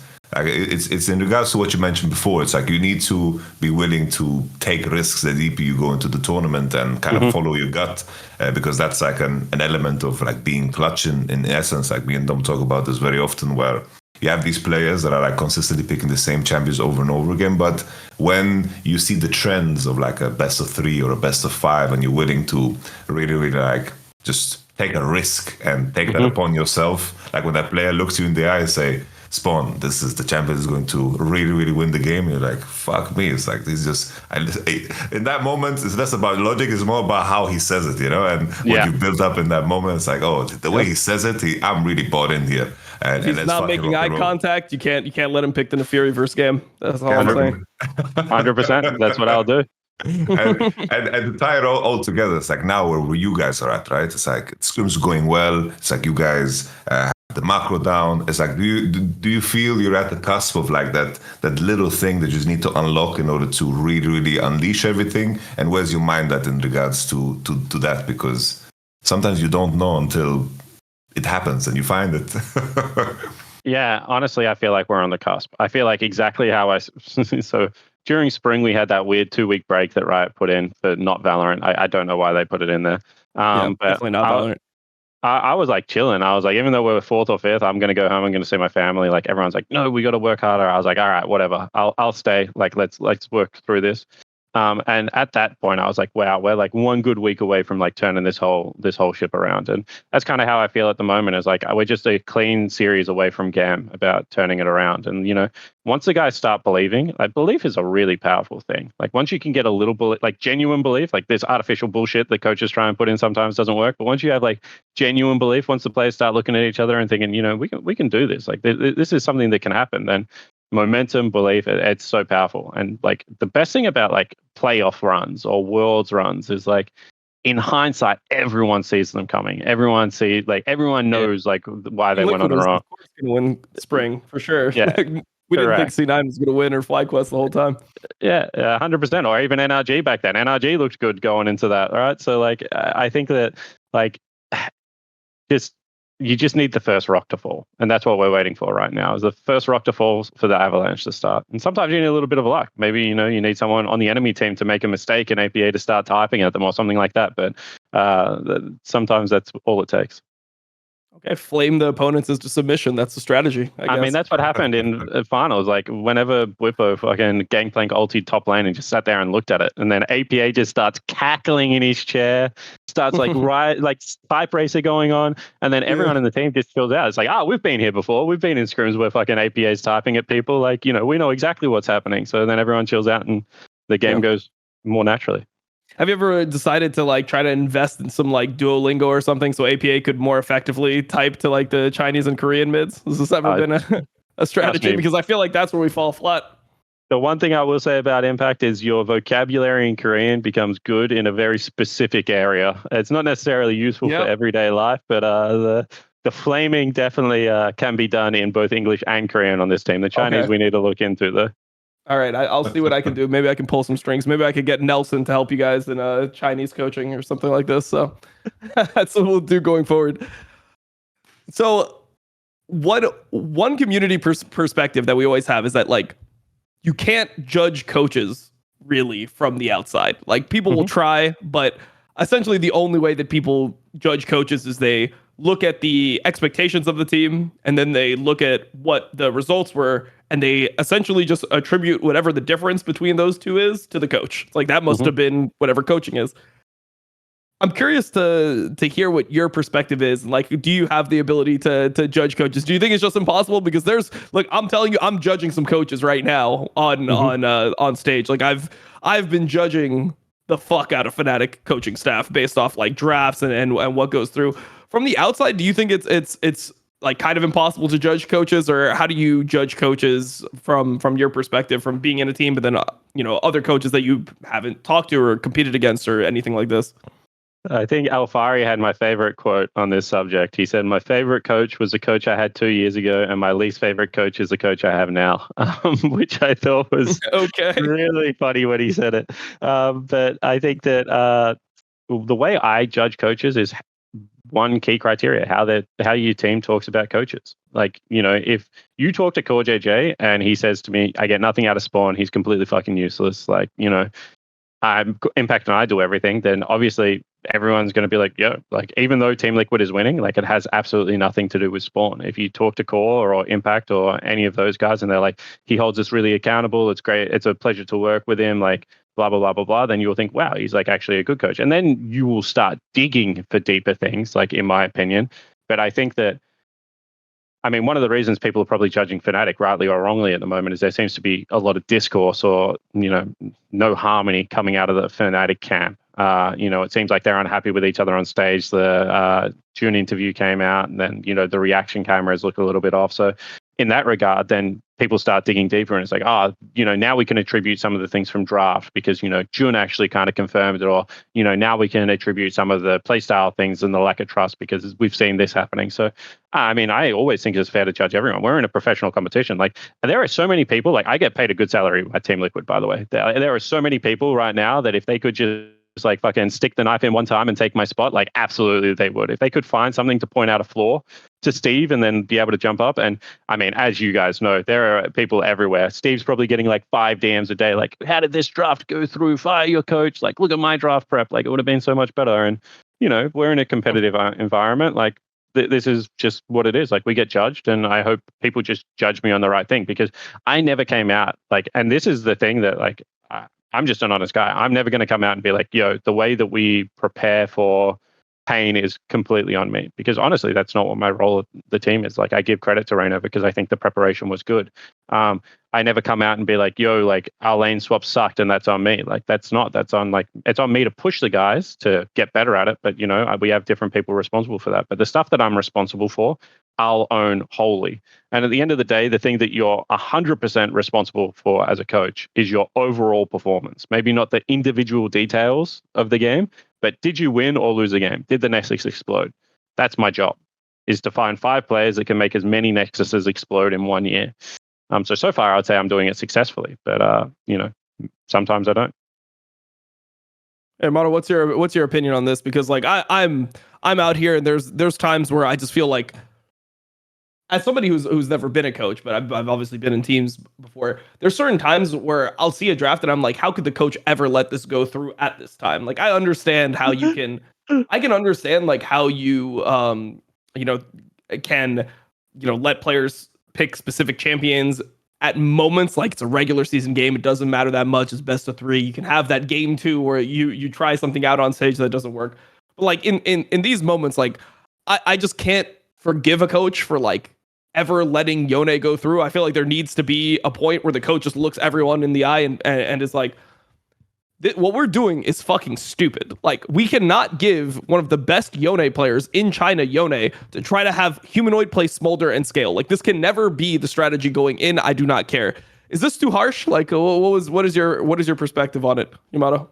I think the main thing that people bring up to me, right, is the whole like Yumi topic, right? It's like, if like I let Yumi open against EDG as an example, right?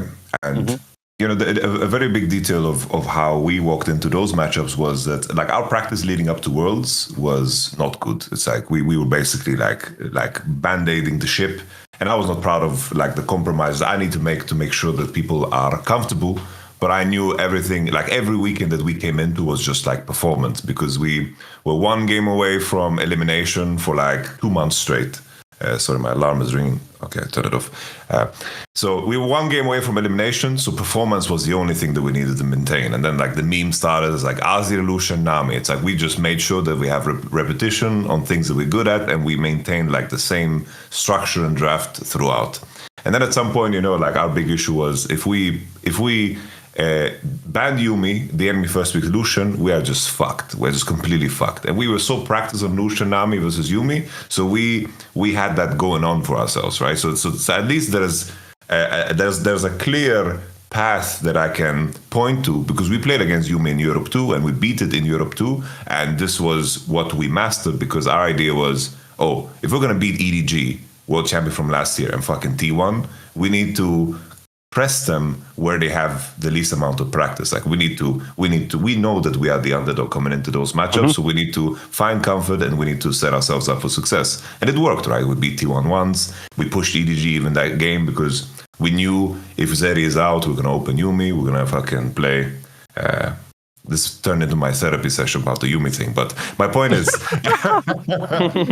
my point is, I think with the things that I can judge, from outside, I think it's like what you mentioned yourself, Spawn. It's like team harmony. It's like, is there like a continuous thread? Is there like an identity that this team has? It's like when I looked at Team Liquid, then it was very, very obvious that there is buy-in from everybody, clear progression. I think like pushing the boundaries and making sure that the ceiling is always higher over time.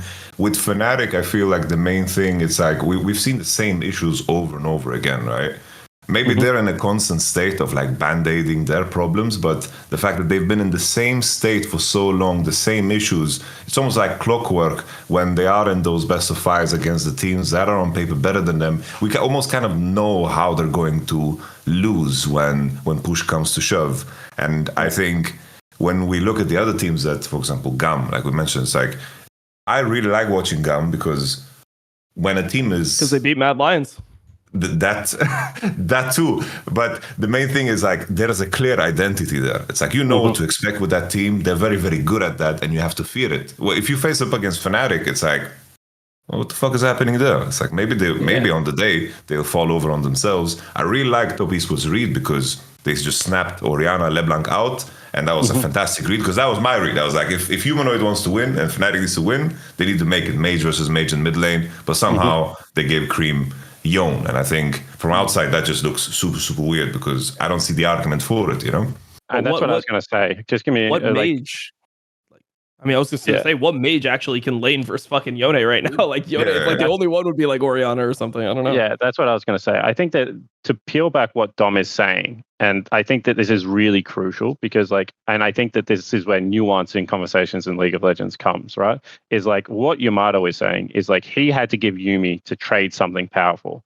And I think what Dom is saying is like he doesn't believe that there is a world where giving Yone for the answer to be Smolder, for then a player to go on social media and say they were unhappy that they gave Yone, like that's what the actual criticism is, right? It's not just the Yone bit. And this is where I think that people get confused. They're like, see, I'm like Dom. I also said they shouldn't give Yone. It's like, yeah, but you also didn't follow up with point B and point C and add the context behind why this is actually an issue. And this is where I think, I can bring the interview with me after the snippet with me after the game. If I say to Core, we need to play more of the game, it's purely a hands issue. And then Core goes on and does his on-stage interview. And he says, actually, our draft read was really bad. And we just were completely unprepared for pain. And, we're in good form. And I was so happy with how we played micro, but the draft is so bad. Everyone would be like, what the fuck is the disconnect between Spawn and Core right now? You know what I mean? They would be like, this just absolutely does not make sense. This is 100% a coaching issue. And at that point, I would agree with them. So the point I think I actually agree with you on, Tom, is I don't really care if they leave Yone open or not, but what I want to see is something that makes sense when they do it.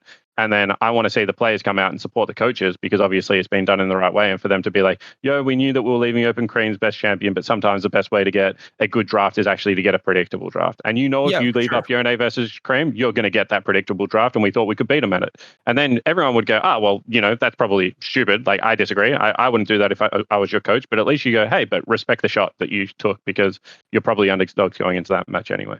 Yeah, it's the lesser of a bunch of evils, and sometimes you want that stability, so you know what's coming. I think, my whole point about that whole situation is you look at Fnatic's comp, and I'm like, what type of identity crisis went on there? I've been watching this team all year. It's like, do they think they're Gen G?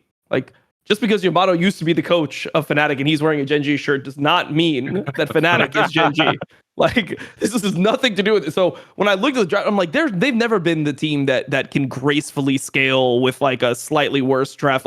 They have a bunch of people that just have way too much testo and need to fight. I mean, you saw it in that game, right? It was 2 5-man TPs. They did 2 5-man TPs in the same game when they should be trying to collect on side and just scale and just, make the game Flanked with extremely Smolder, stable. brother. With 150 stacks. We're They TPing took with our turrets. Smolder. We need to get them. It was 2 5-man TPs, and when you break down the game and you actually do the VOD view, it's like, okay, so Smolder TP top 35 seconds before Grubs. They kill Jackie Love, and Smolder loses 2.5 bot waves for it to the turret and loses his teleport. Like, he doesn't want to do that. Like, he wants to just farm the lane evenly and just, like, he just wants to be laning versus the Rumble, farm the lane evenly, bot lane, teleport back to lane when he has, like, an item spike and just keep on extending the game. So I just felt like it was such an unrealistic approach compared to, like, who they are. And I don't think that there's any way that, like, our read on Fnatic is wrong at this point in the year. It's like we've been watching them make literally the same mistakes all year, which I guess is the second point of this. When you see a team make consistent mistakes the entire year, like how much of that is the coaching staff? Because obviously there can be the players incapable of learning certain things. Some players are really one-dimensional, but it's very hard for me to not judge a coaching staff at all when I see like, oh, this team has, bad Mac, or like they don't understand tempo the entire year. Like, how does this not get brought up as a coach? Like, is this not something that is a fair criticism, or how do you view the No, that's 100% a fair criticism. So this is where I think that we actually align a lot, Tom, which is why, I still consume a lot of your content because, like minds seek out like minds. I try and push myself and seek out some people that I don't agree with as much, but it's nice to talk to people that you have like similar thought patterns with, because what I will say is it doesn't actually matter if you're a good or bad coach if you can't break bad habits, because you're an ineffective coach. And so this is where, like, sometimes the best coach in the world is just not the coach for the team. And I'm sure that, there's a lot of examples of like Pat Riley and LeBron James. I don't know, like, if you guys know this story, but apparently LeBron James was really unhappy with Eric Spoelstra. He walked into Pat Riley's office and he was like, look, this Bo guy's got to go. Like, I'm not going to put up with it. And Pat Riley apparently at the time was like, oh, that's really interesting. Thank you so much for your feedback. We'll have a team meeting right now. Fuck himself. And then he lined all the players up on the court and he stood next to Eric Spoelstra and he was like, this is my guy. If you don't want to play with him, find a new fucking team. And I was like, to go fuck himself. But, if you did that at the Lakers, then all of a sudden JJ Redick's your coach. And you just got your guy as your coach, So that's what I'm saying is like different cultures, different styles work for different things. So what I will say is that if you have a team that is making repetitive mistakes, like as you said, whether it's like you died at early jungle ganks too much, like your warding patterns are bad, you don't play on tempo well, like you have a bunch of players that just continually greed for items. And the coach is actively trying to change that because it's costing them games. And if that doesn't work, that just means the coach is ineffective and the coach needs to go. That's just my personal opinion. And now I will never sit there and be like, that is a good coach or a bad coach, because I've seen some great coaches be completely ineffective with players that then I know that if I put them in with a different coach, they're going to be really, really good.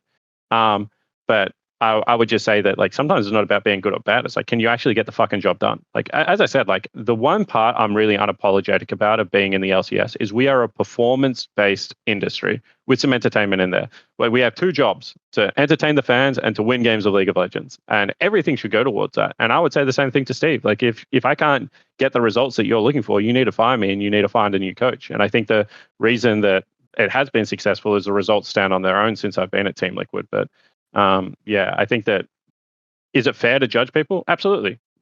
They get paid to perform. They're not performing. Judge away. Totally. I wish all our viewers understood this, because we criticize and we point out mistakes, of course, and then people try to make it personal. And for most people that compete, it's very personal. But in terms of like it's you never being personal. under scrutiny, that's what you're getting paid for. Like, if no one gave a shit, like, who would? You're not creating any value. You're playing a video game. I feel like one thing that I succeed at as a content creator is I make it very clear when it is personal. Like, I will point out when it is like, no, I really do not like this person. So yeah, and I think the important thing to remember is you're never as good as they tell you are, and you're never as bad as they tell you are. You're always somewhere in between. Like, even when shit is going completely wrong, you're a good day away from turning it around. And when shit is going great, you're one terrible day away from players blowing up at each other and your whole team shattering in front of your faces. And I'm sure we've both been around enough teams in our lives to know exact stories of these kind of things. Yeah, I just feel like it's always good to, like, it feels weird to say, but I just remember from my experience playing within teams that like whenever you have like the anxiety, like it's good. Like whenever you're too high and you just think you're untouchable, it's bad. And whenever you're like so defeated, you borderline give up, it's bad. Like you always need to be in that constant state of just pushing yourself and like have some level of anxiety in order to at least find what you need within you to compete.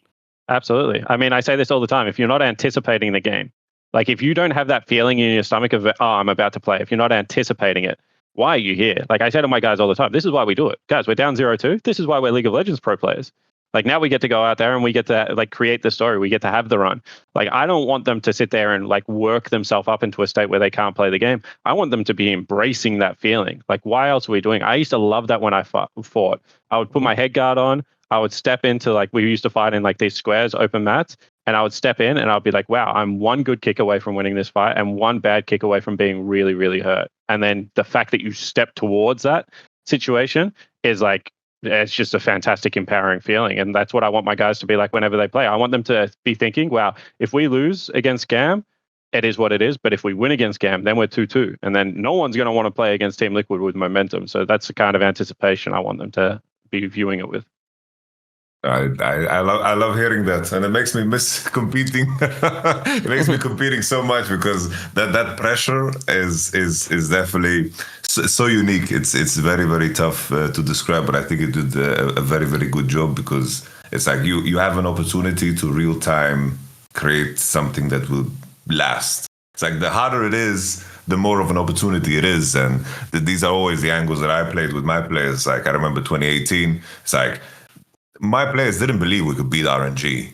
And it's like the whole angle of how we reviewed that RNG game was all about, guys, look, if we just did this different, we could beat them. And then I could see it's like, I'm trying to get the cogwheels turning in a way that they believe that they can win. Yeah. And as I pull this whole speech about like odds and how they don't fucking matter. Like the odds of us being here in this moment is non-existent. So who the fuck gives a fuck about them being, on paper better than us, And then they walked in and then it's just, put their dick and balls out on the rift, and we dove Uzi 52 times. He refused to die, but we kept trying. And then eventually we won the game, we won the game, even though he just refused to die. We collected the Draven cash out on Let Me, God bless his soul.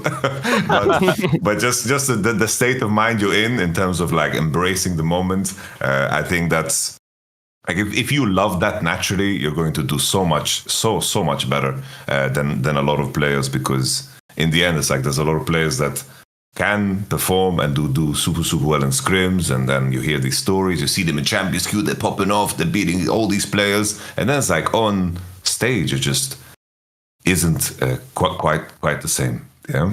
It's definitely like the fun aspect of competition, which was, I think, the biggest shock for me and Dom watching Yeon, because like CoreJJ said, this guy was always good in scrims. Like we knew he had potential, and it's like from us watching from outside, it was like watching Harry and Yeon. It was like Harry was getting caught by dry Talia W's, and Yeon was not performing. So it was just like a fucking rocket ship. It seems to be like some kind of unlock there that just happened that got the cogwheels turning, that he got to express all of it on stage. Is there something you can add on that in terms of, you mentioned MSI, like the experience, but what can you add on the Yeon topic? Yeah, I mean, I'll probably get emotional talking about Yeon. He's like one of the favorite players I've ever coached, to be honest. And Harry was as well. Like when Harry was on my team, he was making so many clutch plays. So I'll get to Harry in a second. But what I will say is when I picked up Yeon, it was off one play. So I'm at scouting combine. My team is getting completely destroyed. He looks in Jhin. He stacks his side of the wall with Jhin traps, and he's like, I'm going to single-handedly push this guy into these Jhin traps, and I'm going to W him, and then we're going to open up, and we're going to wipe everyone. And I never heard a rookie that this is the most quiet guy I've ever spoken to, just articulate an abstract idea in the game, and then watch him execute it flawlessly. We get the win off the back end of the team fight, and I was like, wow, I want to play with this guy because this is unique. I've never seen anything like this, right? And then working with Yeon over the years, there was always he's battling with himself. I know people say Hans is a little bit of an anime character. Yeon is an anime character as well. He really builds himself up. 80 carries are fragile generally. Yeah. They have there's something about 80 carries where you got to manage them very carefully, because if you don't, then you have your jungler become a streamer and stuff. So, you know, absolutely. But the thing about Yeon was, I think that he is just, at the start of his career, he was too happy to do what his team wanted to do. So when he played for us in Academy, he was like big utility because Ayla was our support. He would roam everywhere. Ayla's definitely better out of lane than he is in lane. And Yeon was like, well, whatever, we just won't lane then. Like, I'll just like catch waves 1v2 and then you can go do whatever you want to do. Like, our Mayo can just be the CEO of Full Clear. And then when he went to LCS, I think that they really pushed him with Core to be like something else. Like, Core loves to win lane. Core doesn't want to leave lane. He wants to like pummel lane to the extent that then you can 1v2 proactively and he can go do something else. That's always like been his philosophy. So then they're asking these big things of Yeon. And like he the whole time was like trying to do it. You could see like day in, day out, grinding towards that, trying to make it happen. And it's what I was saying earlier, it's like you could see it happening in scrims and then it kept failing on stage. And like people were impatient with him. And like I just kept saying to Rainover and Marin at the time, who were the coaches, I was a academy coach, like, I've seen it. It's going to happen. Like, you don't need to worry about it. Like, it might not happen in the timeline that you guys want, but like this is definitely going to happen. He's a good enough player to get it together. And I mean, I think that was always my approach with him. Like, I never doubted he was good. So like my approach to him was like, calm down, like evaluate the situations, put on your cold brain, stop being such a hothead, and just keep working through the reps, and it's going to work eventually. And then the moment that really stood out to me was, as I said, the spring playoffs when they just started 2v2 killing everyone. That was great because that was domestically. But when he was like, at MSI, we need to play Lucian Army. Like, I'm going to bring back Lucian Army and I'm just going to start shitting on people. And we had played Lucian Army, I think, once or twice in spring. And I had literally been told, never pick Lucian Army ever again. We played it against FlyQuest. Like, the game was a complete mess. Like, I picked an all AD comp that people was unhappy with. And like, then we started playing it at MSI and he just started crushing people. And I think from that moment, he started to believe what Core had believed, what I had believed from the beginning. Like, I think he knew he was a good player, but I think he started to believe he was great at that point. When you start to believe you're great, then like the sky's the limit. And what I will say is like, Harry, when he played on my team, he had this play. We were playing against 100 Thieves. They were pushing our Nexus. He was playing Lee Sin in Academy. And this was 100 Thieves with like Kenvi and Tenacity, Busio, and they had a mid lane import called Jimmian, and he was like Harry's rivalry. Or maybe it was Tommy at the time, right? But it was one of them. It was a fairly decent player for Academy standard. And Harry actually, one person walked up to the fountain to like taunt, and Harry kicked the person through his teammate into the fountain, then one hit the other person. So he like killed two people instantly in a 1v5 situation. Held the game, we pushed, the Nexus, we won the game, we won summer playoffs off the back end of that play. And I always used to say, like, is Australian Harry going to show up? Like, just like the shy kind of kid that's there for the ride? Or is Korean Harry going to show up? His name's like Han Byul in Korean. And he's just going to like take over the team and like 1v5.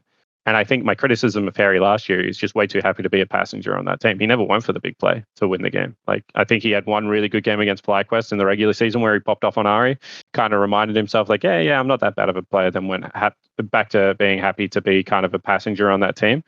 And because I don't speak Korean, I don't know, but I wonder how much he was encouraged to actually be the best player on the team. Because as a mid laner, I truly believe like the best teams, your best player needs to be the mid laner or AD carry. So like that's what I try and encourage out of my guys. And I wish I had the chance to do it with Harry because I did see that in him. But as I said, sometimes it's just not right. Sometimes you can have a great player that's just not right for the team. And I agree. When I looked at Harry and how he was playing in scrims and stage, and that's why the change needed to be made with Harry where it didn't need to be with Yeon, I just saw some of that spark go out, which was really sad as a coach that had coached him for 3 or 4 years before that. It's interesting to hear because at least from outside, it seemed like knowing, like just judging from the game, so it's like very surface level information, right? It's just in terms of how that last year's Team Liquid roster played, it seemed like it just lived and died by like individual performances. There was very little unity. It was like, where's Pyoshi gonna pop off? Is Summer gonna win lane hard enough? And that was like the gist of it. So it's interesting. I can imagine it's very easy to be swept up in how the more veteran players want to play and just go along with that. I think maybe a similar story is, of course, like Busio's improvement this year in comparison to last year, where I believe the statement was made by Nuktak, where he said basically his veteran players would almost pacify him, or it would be like he could only do what he's told to do, and that kind of made him into a very, very stiff player because now with the addition of Mythi, the individual coaching, all of a sudden Boostio just looks like a completely different player. Like before, I felt like CoreJJ was like the only support that had anything to provide in North America, and suddenly Boostio is doing so much better, which ties me into the next question. Whoever does the timestamps is going to have a hard job, because in this early morning I'm bouncing around all over the place. I want to go back to the conversation of coaching and in regards to another team that really stands out is, of course, the C9 roster. It's like we mentioned, coaches being effective. It's like now it's very clear, like Mythi in the role of being an assistant coach of FlyQuest is very, very effective, focused on Boostio. That's something we've heard many, many times. As a head coach on C9 in the previous years, there's always been kind of flaws. And now, of course, the summer of C9 was a massive failure. You practicing against them, of course, how do you perceive how C9 managed things? What was your perception? What was your take on the whole drama that went down with Jojo Pune and so forth? Can I just say, I love fucking beating Cloud9. When I first joined TL, Jack was like typing about C9 Academy, because back then they were like insanely good. They like had all the good players, and like Steve was like, you can talk back if you want. And I was like, I'll just let my results speak for themselves. And like I pride my like beating Cloud9. There's no better feeling until if one day maybe I join Cloud9, Jack. But yeah, until then I will take great pride in beating that organization, because it's so fun to play against them and their fan base. And I think it's really good for League of Legends that a team like Cloud9 does exist. Like a lot of respect there. Couple of things. Mythi is a great coach. So this is, I will probably not say this about a lot of coaches because I don't know how they work, but every single player that I've ever spoken, you know how I said you just do the player test, you just talk to the players about whether they like their coach? Every single player I've ever talked to about Mythi, like, what do you like about Mythi? Like, is it just his personality? Is it his friends? Like, no, he's really useful. He does this for me. He does this for me. They can give me like tangible examples. So I think Mythi has to be a great coach just based on the information that I'm getting behind the scenes. And then, as I said, like, is he the best coach for Cloud9 then? Well, maybe not, because maybe like actually what he does do is like he coaches individual players through tough situations. And then when you have good individual players, maybe you don't necessarily need that coaching. Maybe you need more of the conflict resolution. Maybe you need more of the, schedule management apparently was a big issue at Cloud9 for some reason, but maybe you do need someone like this. And it's very rare that you can have someone that does all of these things. That's why normally you have multiple coaches, because you have a specialist in one area that's not good in the other area. And as long as they know what they're good at and not good at, then they can work harmoniously as a team. I will say something was not harmonious about Cloud9 this year. Their players were so good individually, and for the fact for them to play like that as a team meant that something was going wrong, whether it was a playing issue, whether it was a coaching issue, whether it was a management issue, maybe the air conditioning didn't work in the house. I don't know what was happening, but just something was off. And what I will say is we feared Cloud9 in scrims more than we feared Cloud9 on stage, which is a bad emotion for you to have about a team. You know what I mean? Yeah. Like, if you're better in practice than you are on stage, like that should also be another red flag. So I don't want to necessarily diagnose the issue for Cloud9, because that's their job to do. But what I will say is, like, even though Mythi could have been part of the problem, I don't think he as a person should have got the amount of blame that he got, because I do really respect him and think he's great at his job. Someone that I'd love to work with in the future. I think that there's just too many red flags for there not to be an issue. So if they want to overhaul, I could completely understand it. If they trust that they've identified the red flags and they think they can fix them, I mean, Jack would know best. But yeah, to me, it was just such a strange year for that organization. When I saw that org on paper, I was like, holy fuck. Like, you're going to win the league? We've got a race on our hands. Like, it wasn't like, I don't believe we can't beat them, but it was like, if we play them week one, they're going to smash us, is kind of what my response was. And then we're going to have to build up to beating this team over 11 months. Yeah, definitely. I mean, coming into the year, I think most people had, like, I believe I had Cloud9 1, FlyQuest 2. And then I think probably would have had you guys, or no, maybe I had Energy in there actually after there. Maybe Energy was in the mix, but those were definitely the top 3 teams in my mind coming into this year, and it just wasn't anything like that. It was definitely definitely tough. I don't want to spend too much time because we've already taken so much of your time. I'm not sure how your schedule is looking, Spawn, but I wanted to touch briefly on your decision to even go into coaching in the first place, because if you look at your career, you were a caster for a long time, and then you owned a team in OCE. I believe when I went to OCE, you were owning a team and casting at the same time. And then you moved into coaching. So obviously you have the background in Taekwondo, but it's not something you started in. So what was the main motivator to heavily index into coaching? Because you really committed and you were willing to, take a bunch of risk. You came to North America away from your family. Your coaching academy. It could have easily not worked out. What was the decision making process when it came to starting to become a coach? So in life, when you're a young man and you don't have a family and you don't have a house or anything like that, you have the luxury of making decisions based purely off lifestyle. Like, I want to do this because it sounds fun, or I want to travel to this place, which is how a lot of League of Legends players get to make their decisions. I had two kids, or well, one kid and a kid on the way when the OPL went under, and I knew Order was going to lose a lot of value, and a partner and a house and a mortgage and two cars, and I needed money is the honest answer there.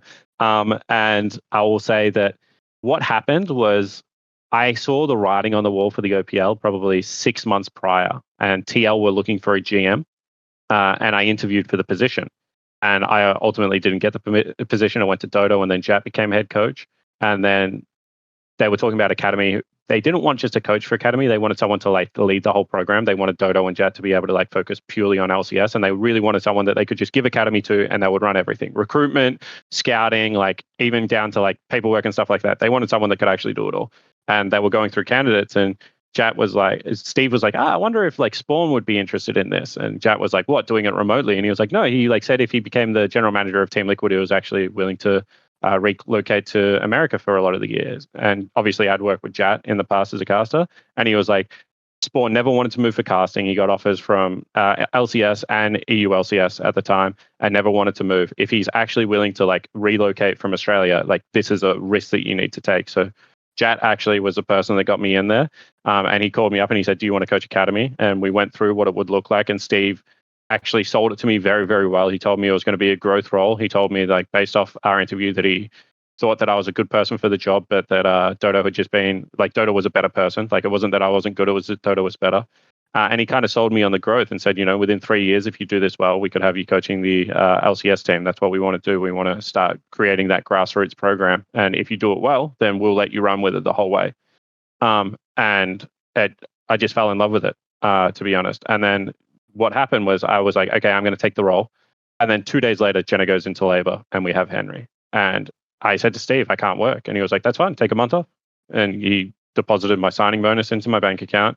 I got a month off. He sent a hamper to my house for Jenna and congratulated us on the arrival of our new son. And ever since then, I've just had insane loyalty to Team Liquid, to be honest. They treat their people better than anyone in the ecosystem. And so then when I get treated like that, even though this is a job that I'm taking because the OPL is going under and I need to pivot, I'm going to give the job 120%. And that's what I tried to do. I just tried to hit the ground running. I read so many books about coaching philosophy because, as you said, I'd been out of it for a couple of years. Read so many books on coaching philosophy, hit up a lot of people that I knew were good coaches within the ecosystem. I actually went and had sat on the mats with my Taekwondo instructor and had dinner and talked about coaching young men and the importance of it in life and tried to get a holistic approach to it. And ever since then, I've just really thrown myself into the job to try and become the best coach I can be. It doesn't mean I don't make fuck ups or, completely blow up sometimes and have bad reactions to things. But, I owe it to Team Liquid to return the favor or reward the loyalty that they put into me and the confidence they put into me and the goodwill that they built up with me from day one. Mm-hmm. Yeah. I mean, one of the things that I've that everyone says about you, as a coach is that you just have the coach vibe. You have the air of a coach where, you walk in, people respect you. You look well put together and just the team will gravitate towards that person as a leader. People say the same things about me. They're like, yeah, you just seem like a very mature mid-30s guy, so I understand, Mm-hmm. where you're coming from with all this, but how did you develop it, for yourself? So actually probably in a professional industry. So before I even was a commentator. So for those that don't know, as a young man, I did Taekwondo, then I went to university, did biomedical engineering, hated it, deferred. Then I did teaching at university. I'm talking about deferred. So then I went into insurance. So I worked for a company and I went through the ranks very, very quickly. So I started in like just a random data entry position. By the end of like 3 years at AIA Australia, I was running their offshore services team in Malaysia, 25 staff, hiring and firing, coming up with new processes, working on teams. And I was kind of the guy that they would put on any team that needed something done. So by the age of kind of like 23, I was already earning very, very good money, actually nearly better money than I've ever earned in esports in Australia, just working in professional services. And so then what happened is one night, Atlas calls me and he's like, I need someone to cast a game because I think it was Pastry Time or someone else at the time was sick. And I was like, I'm drunk. And he was like, doesn't matter, get on the cast. And so I get on the cast and Pastry watches it. And then he's like, you're pretty good, cast this game in Western Australia. And so then I cast this game in Western Australia. Jat and Kim, the talent people from Riot, watch that. And then 2 months later, I'm flying to Riot to commentate Curse Academy, trying to promote to LCS over CLG, I think at the time. I'm pretty sure this is the first time where I met you in, 2014 this would have been, right? In 2014. Yeah. So okay, cool. I had never done Are you younger than me, Spawn? Like, please tell me. I'm 33. I'm 30. Okay, this is just okay. Continue. Yeah. In the period of 6 months, I just completely gone from doing nothing in esports to commentating. And then after that event, Riot were like, yo, we need someone that has a finance background that can help run the league in Australia that we're putting together, the OPL. And we need someone to run the casting team. So can you manage the casting team and manage the finances of the league? I was like, fuck yeah, this is the best of both worlds. Jenna, we're moving to Sydney, baby. And she's like, no, we're not. And I'm like, yes, we are. Then I met Yamato, tried to recruit him to Australia. Like my whole job is just trying to recruit people, by the way. I met Captain Flowers, tried to recruit him, met Dracos, tried to recruit him. So my whole thing was like, was a recruitment drive. I actually bought, I don't know if you know this, Dom, but I bought Yamato to Australia to cast the All-Stars event that was happening for the Southeast Asian region. And we like brought over the European team, and Yamato and Rusty had the Caitlyn versus Tarek 1v1 or whatever the fuck it was. Leona, but yeah. Leona. Caitlyn versus Leona 1v1. Yamato's tying ties around his head, trying Vegemite, living his best life as a young man in Australia. So I think that's what it is experience. I always say like coaching, as much as it is about the game, it's about young men and women. Like young men and women. So if you are a leader of people, I think that's why Yamato makes a good coach, to be honest. He's a leader of people. I actually think that that's why you would be a good coach, Dom, because quietly you do it in different ways, but you're a good leader. I think that if you are a leader of people, people gravitate towards you. There are always people in friendship groups and stuff like that you're like, fuck, I would go to war with this guy. He's my best friend, whatever. It's all the same thing. So I think that I just picked it up from a young age. It was kind of something that maybe I was born with it. Maybe I learned it along the way, but it's just a quality that I possess. And then I try and use it for good, not evil. And that's where we differ. But no, I'm just kidding. Jesus Christ. No, I think it's funny because Yamato and we always talk about that. Like, how powerful is it to just like your teammates? Like, when you just have a team that's harmonious, like wanting to go into battle with your teammates, perform for the guy next to you, like really believe in them, just wanting to see your teammates succeed.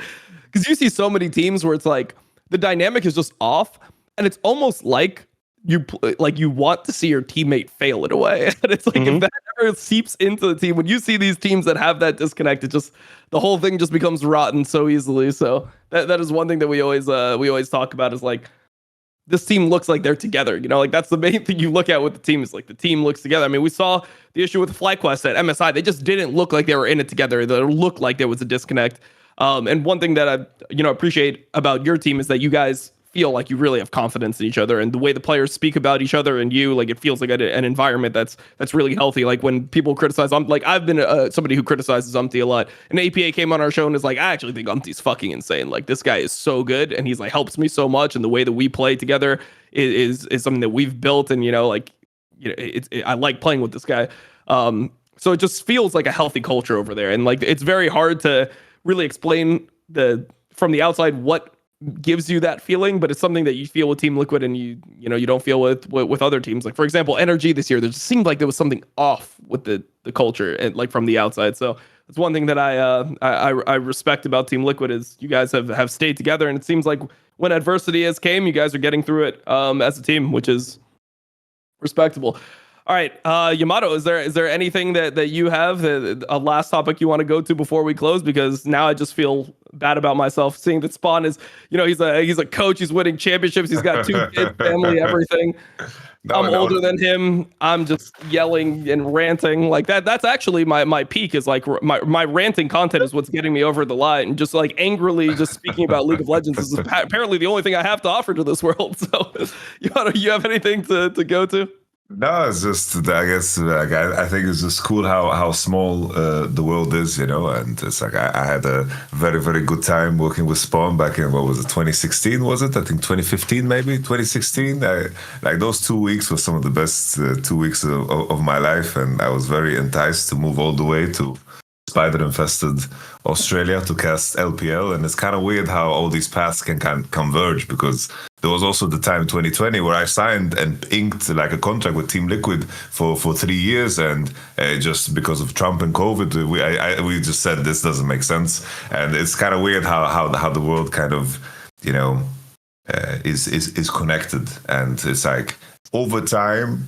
It's like all the people that I have seen that I think don't belong in esports, that have pissed me off, that are just like, they're driving the corruption and they're kind of sucking out, and just being there, paycheck stealers. They're disappearing over time. Yeah. And the people that belong, they flourish, So for me to see you, Spawn, do so fucking well, and Team Liquid fucking rocking, and from outside, it's like we've only sang the praise of Team Liquid. I think that fills me with like great joy as a person that really cares about esports and wants it to succeed. So on that note, I just want to once again agree that on the point that Dom would be a good coach, because I think leadership is pretty much not accepting a path that is going to be bad.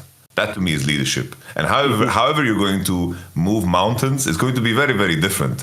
But you want to have someone that is going to sit there and be like, what the fuck is going on? I need to do something to move things in the right direction. That to me is leadership. Whatever form that takes is going to be different, but Dom is never going to sit down and be like, yo, this team is shit. I'm just going to sit here and stew. No, Dom is going to speak up. He's going to do it his own way. He's going to get pissed, and he's going to try to move people the right way. So I'm with you, Spawn. I'm with you 100%. The Dom coaching arc. I think for myself, when I try to like analyze myself and if I would be good at coaching, I think the one thing that I would maybe lack is like the desperation. Like just have like in myself, the reason why I haven't ever made that move is I feel like a huge part of my success as a player, at least being able to be a pro player for a while and compete at a high level, was just like feeling like you need to do it, like the desperation.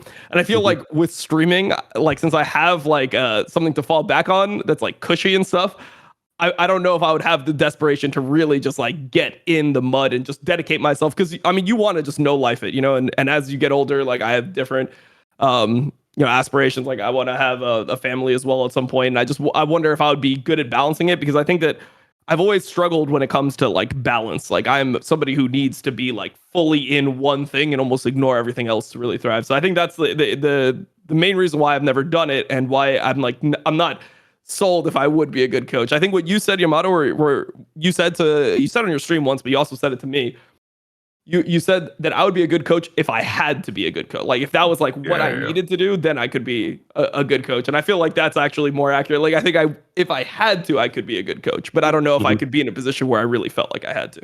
That would be. Well, let me just say, if starting a family only makes you a better coach, only makes you a better person, in my opinion, gives you good perspective and priority on life. And I'm not going to be here forever. One day I'm going to want to go back to Australia and spend some more time with my boys, Dom. And you're going to be sitting in your room, you're going to be looking at the ceiling, and you're going to think, wow, maybe it's my time. Maybe I'm going to have to step up and do this thing. For North America. For North America. I'll do it, man. I'll be the successor to Spawn. Well, this was a long episode, Spawn. At the end of every episode, we always open the floor to our guests. If there's anything that you wanted to ask us, or if there's any topic you wanted to speak about on the show that we didn't get around to, the floor is yours. If not, we can end. If you're satisfied with the episode, we're good to go as well. No, I'm pretty satisfied with the episode. At the end of everything I do, I always just like to thank my boys Jasper and Henry, because they're two of the individuals that allow me to come overseas and live my dream and do what I'm passionate about, and then come home and still love me unconditionally, which is just the best thing in the world. And then shout out to my partner Jenna. She holds down the fort when I'm gone. I've been gone for like 8 or 9 months this year so far. So she's definitely been putting in the long hours and doing the job. And without, a solid foundation back in Australia, I would just not be able to be the coach that my team needs me to be. And then I say always as well, shout out to the fans, shout out to the haters. We play well for the fans and we play well to say fuck you to the haters. So that's good. It keeps us motivated and keeps us humble at the same time. So I love that. And then you guys just keep doing what you're doing. I actually think that content around the LCS, around LEC and LPL is actually back on the rise. I'm actually more optimistic for League of Legends now in the darkest hours than I have been for years. And I think it's because, as you guys have said, the right people are banding together to put on good quality products for the fans. So thank you so much for doing what you're doing. And thank you so much for having me on and listening to me for a couple of hours, because it's been a joy. It's been our pleasure, man. Our pleasure, brother. We really appreciate you taking time out of your busy day. Obviously, you're competing right now actively in Worlds, so we really appreciate you taking this time during Worlds to come on our show, and hopefully people enjoy the episode. So that'll be it from the Sackdown this week. We will see you next week for another episode.